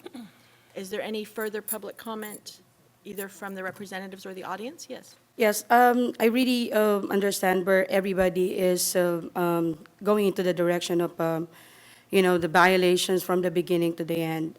Before Ms. Faye entered American College of Nursing, probably I'll be the first one to say that I see American College from the beginning because I graduated there in first batch. Now, October when the first visit happened in 2014, and another visit happened in 2015. 2014, we've seen already so much of these issues, and I do really believe that, yes, during that time, Mr. Vertido, you're right, that there is a lot of violations needs to be corrected. Mismanagement and everything had happened with American College of Nursing. 2015, when Ms. Faye entered, when we were put in probation, Ms. Faye wasn't there. I have another administrator, we have another director that, for me, myself, with all due respect, we have all our own knowledges, but during the time, I believe that these people that is on our management that time was not on the same page that I am, because I see the school from the beginning. Now, 2015, when Ms. Faye entered the school, we have so much of violation that has been corrected. And I feel bad that when the NEC consultant came over again, another violation occurs and reoccurred and everything. If I was just thinking, Ms. Kamika Brown, everybody of the board members, if you given the chance to American College way back before from 2012 to 2014 and put us on violation in 2015, with the new management, the new team, and what we have committed on this, and my heart belongs to this student. I had accident during the time that trying to find out and figure out what am I going to do for these consumer students to be able to graduate and complete their program.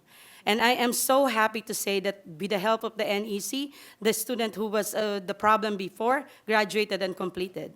But now, at this point in time, I know that you're thinking that because of the reoccurrence of the violation, you are thinking that the American College cannot really gonna regain ourselves back. But we have new team now. We have management who owns the school who will really gonna work hard with us. I have Ms. Faye. I have new instructors. I have a faith in this school in a way that I know that whatever had happened on the 2014, 2015, 2016, I cannot do and undone it anymore. But if the opportunity will be given to the school to prove to you until May 17, ma'am, to prove to you that the 4 students, that we will walk them through, we will make sure that they will graduate.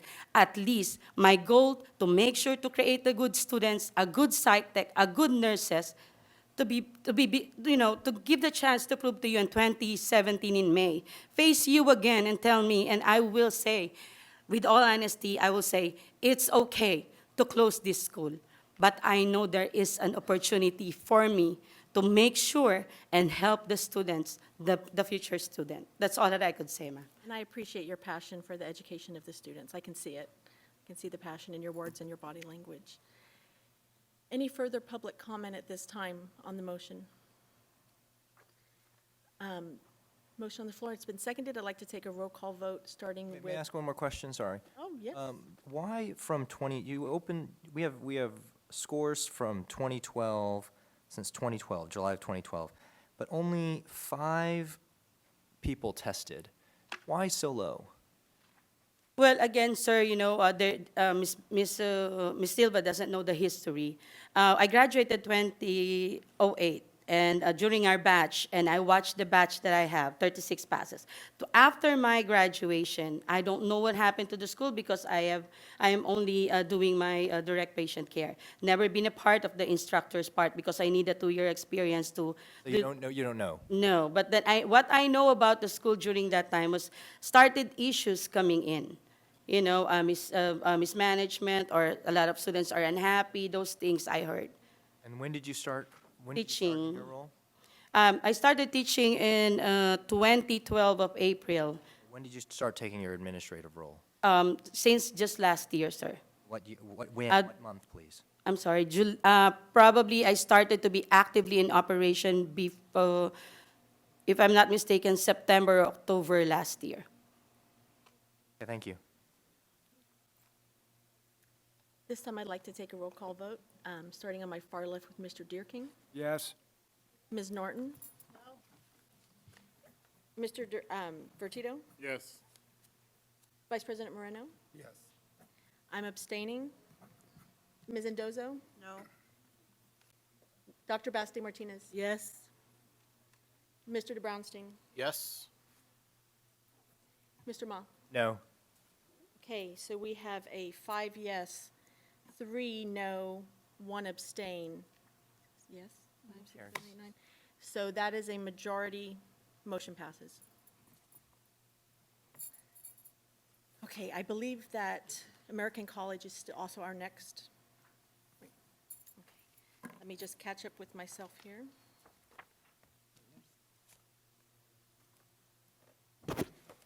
Agenda item 19B2, American College of Nursing. This time we're talking about the Voc Nursing Program. Ms. Gomez, we've received your report and we've reviewed it in full. Do board members have any questions for Ms. Gomez at this time? Seeing none, I believe we have the same representatives from American. Could you reintroduce yourself for the record, please? Faye Silva, American College of Nursing, Ms. Program Silva. Director, VN Program. Liza J. Legado Operations. Thank you, ma'am. Okay. Do board members have any, I'm sorry, hold on one second.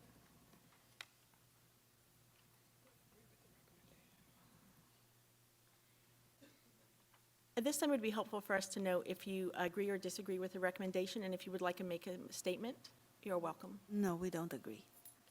Did you want to make a further statement? Yes. Go ahead.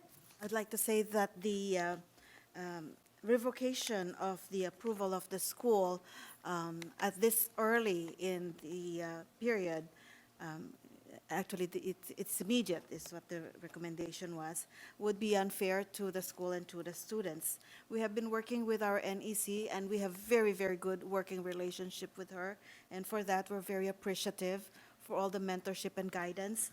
I just feel it's too premature to close the school. The student pass rate is, it is what it is, and we're not sugarcoating that. It's been 6 quarters since it's below, and we recognize that.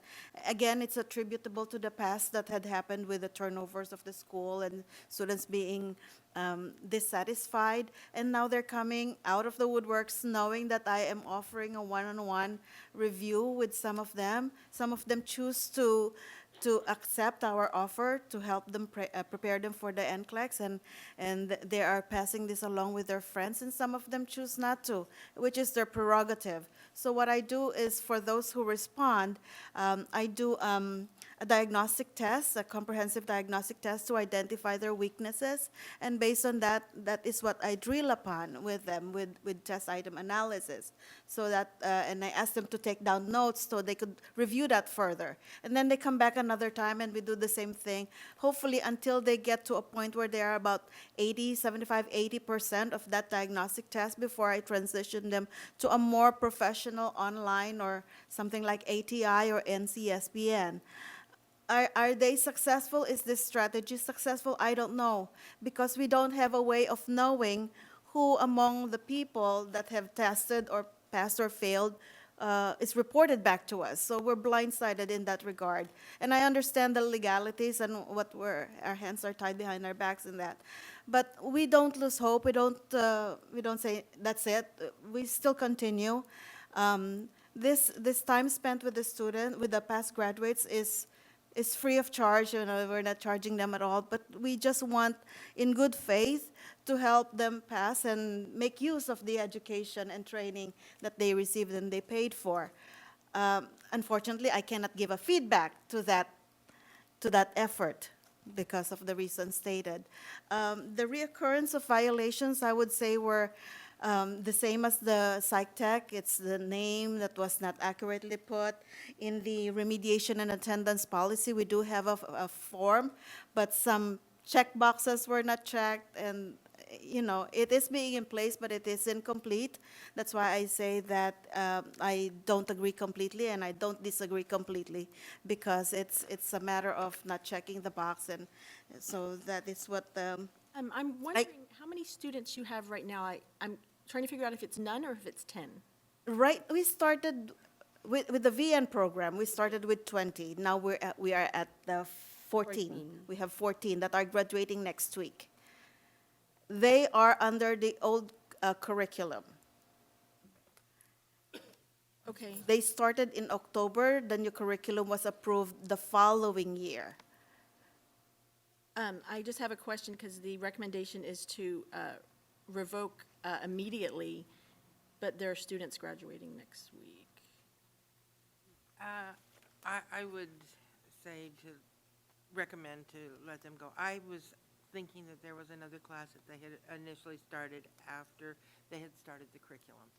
Yes, we do. We do have another class. They started in August 29, 2016, with a new curriculum. And that's 10 people, is that right? We have 7. 7, okay. We have 7. We were approved for 10. We have 7. And I must say that with the collaboration with our NEC, I'm very proud of this curriculum because I'm teaching it myself, and I saw the difference of the students from August, September to where they are now. They're now beginning to challenge with me, and we have some healthy discussions, and they're beginning to have good critical thinking, and I see them going in the right direction. Uprooting this and stopping this, for me, is quite painful. Yeah. And for them too. It is. It's painful. You're right.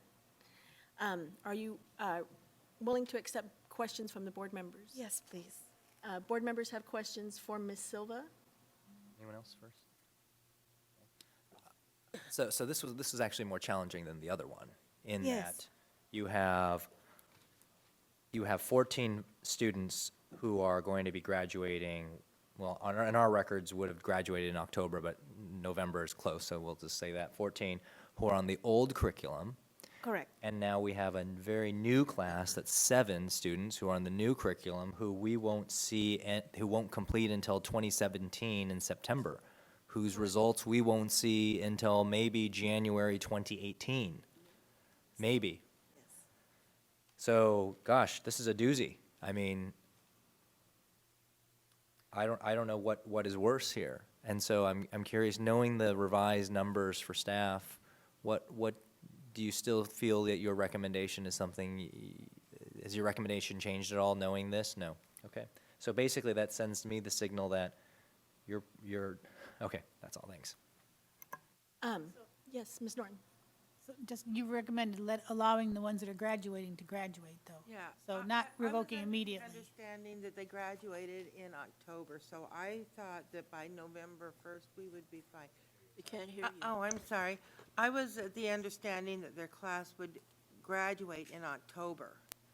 And so that was my recommendation, to go ahead and close it now.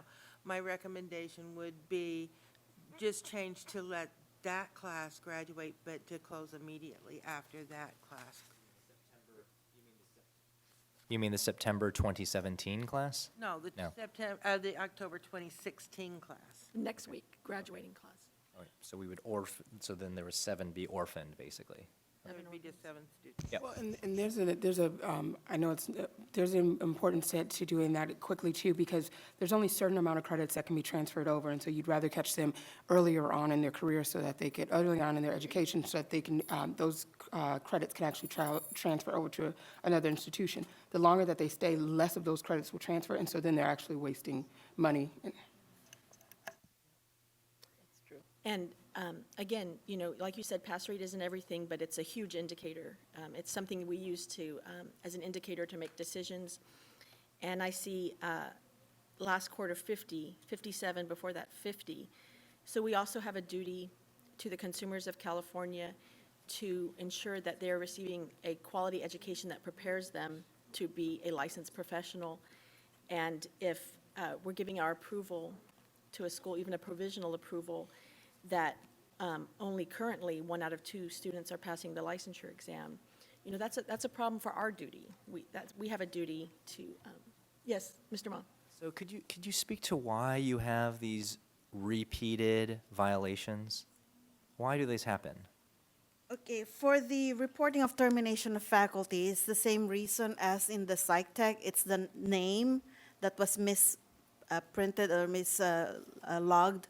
As far as the remediation and attendance, in the remediation policy, we failed to check a box that says check here. We failed to put a narrative where there's supposed to be a narrative.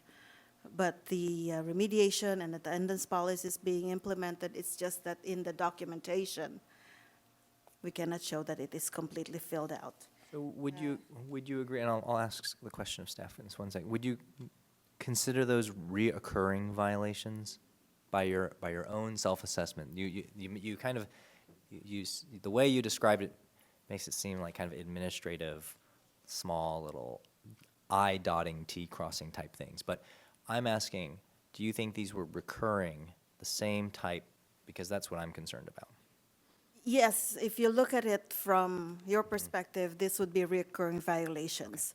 But if you look at it from my perspective, wherein we didn't have an effective way of remediating and making up, I would say that there would be some progress, except that we did not completely fill out the forms. Okay, thank you. Further questions by board members to the school representatives or Ms. Gomez? Mr. Vertito. Ma'am, going over the report, your students didn't go to more than one clinical site. Is that correct? For PEDS, OB, they went to a long-term care facility? No, that's not true, sir. Our students during my watch, in fact, during my watch, even the graduates that were recalled, we had a maternity and pediatrics rotation that was in effect at the beginning of my watch in June of 2015. So this class went to a maternity and pediatrics rotation in San Jose. What was the site? San Jose, Gardner Clinic, sir, and St. James in San Jose. St. James Acute Care Hospital? It's These are health clinics. It's a health clinic? pediatrics and maternity health clinics. Because on some of the reports, your students were reporting that they went to Diamond Ridge Healthcare for much of the rotation, including, I think it was pediatrics. No, they don't have pediatric patients there. Which is why I'm bringing it up. It's just that they seem to, according to them, I'm going to use a quote from the report. For my colleagues, it's on page 16 of the report under student interviews. Students voice concern that they have gone to the same clinical sites over and over again, and they're nice to see how other facilities work. And it seems like they weren't getting very much patient variation. I mean, if you go to the same clinical site over and over, you know the patients, you know their diagnoses, you know the care plan. And for students to grow and learn, they need to go variation of other sites in order to challenge their critical thinking skills and abilities and developing care plans and working with CNAs and the different routines. And this is what the students are saying. They also said the director is strict but awesome, as their last comment. But the thing I'm concerned about, your pass rates, which speak for themselves, and then the other thing that what you said is they graduate, you don't hear from them. And that tells me how much communication did you have with the students during the time you had them, that they want to keep contact with you to let them know, I'm scheduled on this date, I'm taking the exam on this date. When you don't have that connection with the students, when you have them, when you're done with them, they don't come back, and you have to rely on other methods rather than a direct contact with them where they want to stay in touch with you. So I'm concerned about that aspect of it. Is it just collect a check and go? Or is it, how are you doing, what's going on? Or they want to come back and tell you, I'm studying, I'm doing this, I'm going to take the exam. A lot of it's the relationship you build while you have the students, and it doesn't seem like you have that. Yeah, go ahead. But I want to disagree on not having a relationship with the students, sir. As I said, I'm the only one left there, and most of the students are getting communicate with me. But the thing is, I cannot really get a hold of everybody because I am only me during that time. And if I could bring the students here with you and tell you what's my connection, relationship with the student and for the school, I think that some of them will say something for that. But that is the before part of old American college.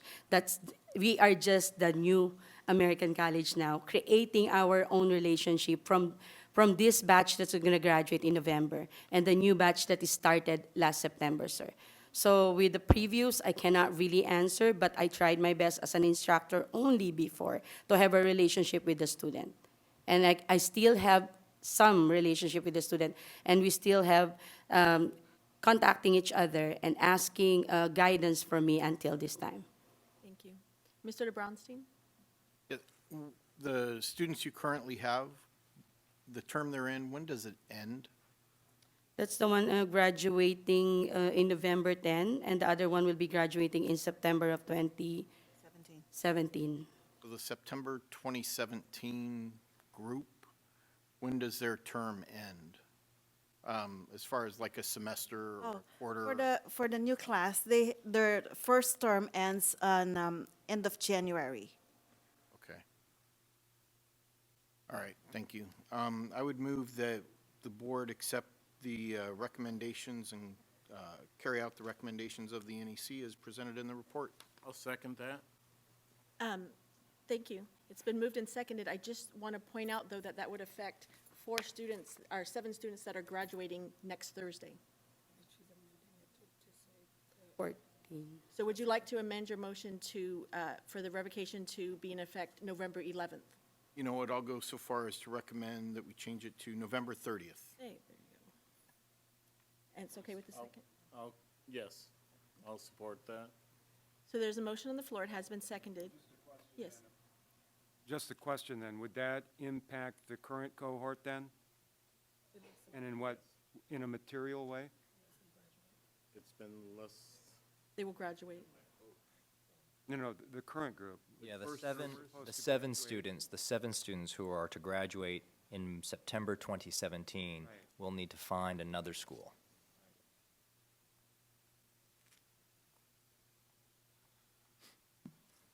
There's a motion on the floor. It has been seconded. Just one more question, Madam President. Would that adversely impact the students who would otherwise be graduating in September 17? That is the class. They said they'd have to find a new school. Okay, well, the question is now versus the end of next week versus November 30th. Would the additional time to November 30th adversely affect them as far as being able to transfer? No. Okay. Thank you. I said there's a motion on the floor. It's been seconded. At this time, I would like to call for public comment on the motion that's on the floor. And that could be from members of the audience or the school representatives. Did you have anything more to add? Ms. Silva or? Yes, I would like to say thank you, Miss Jessica. Beautiful working with you. Thank you. And to the board for your understanding. It's a very difficult and, like you said, painful situation that we find ourselves in. Any other public comment at this time? Okay, seeing none, I'd like to start a roll call vote, starting on my far right with Mr. Ma. I'm a no. Okay, Mr. De Brownstein. Yes? Dr. Baste Martinez. Yes. Ms. Endozo. Yes. I will abstain. Vice President Moreno. Yes.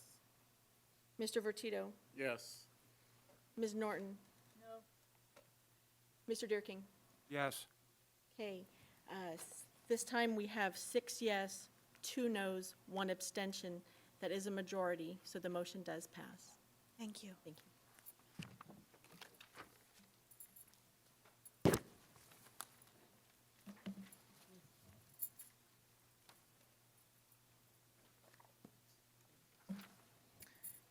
Okay. We're going to keep on rolling right into agenda item 19B2, American College of Nursing Vocational Nursing Program. Oh, I'm sorry. Well, we just did them. I'm sorry, I didn't quite catch up with myself here. Agenda item 19B3, I correct myself, Casa Loma College Van Nuys Vocational Nursing Program. And Ms. Silverman, I believe that this is your report. Yes, it is. And Ms. Silverman is one of our new NECs and is presenting your report to us for the first time. Welcome to the board. We're glad to have you. So we have received and read your report regarding Casa Loma College. Do board members have any questions for Ms. Silverman?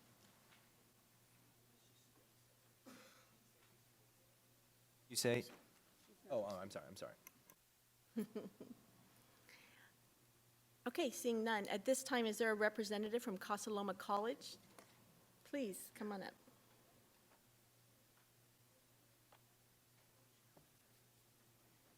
Have a seat wherever you feel comfortable. Looks like your mic is on. I see the red light. If you would like to introduce yourself for the record. Hi, my name is Stephanie Ayuakinyemi. I'm the program director for nursing, vocational nursing, Casa Loma College. Great, thank you. At this time, it would be helpful for us to know if you agree or disagree with the NEC recommendation. I do agree with the NEC recommendation. Thank you. Thank you. Is there any statement you would like to make to the board members? I just want to add that I am working diligently with Ms. Silverman to correct all the violations. Being that I just stepped into the position, I needed time to effectively correct all the violations that we have in place, and we are working very hard to make sure that all is done. When did you begin in the position? Actually, I started in May. In May. Yes. Any questions for the school representative or Ms. Silverman by board members? Mr. De Brownstein? Yeah, I did want to thank you for your presentation and the way you said that, yeah, you do agree with the recommendations. That being said, I will move that we accept the NEC's recommendations as presented. Second. Okay.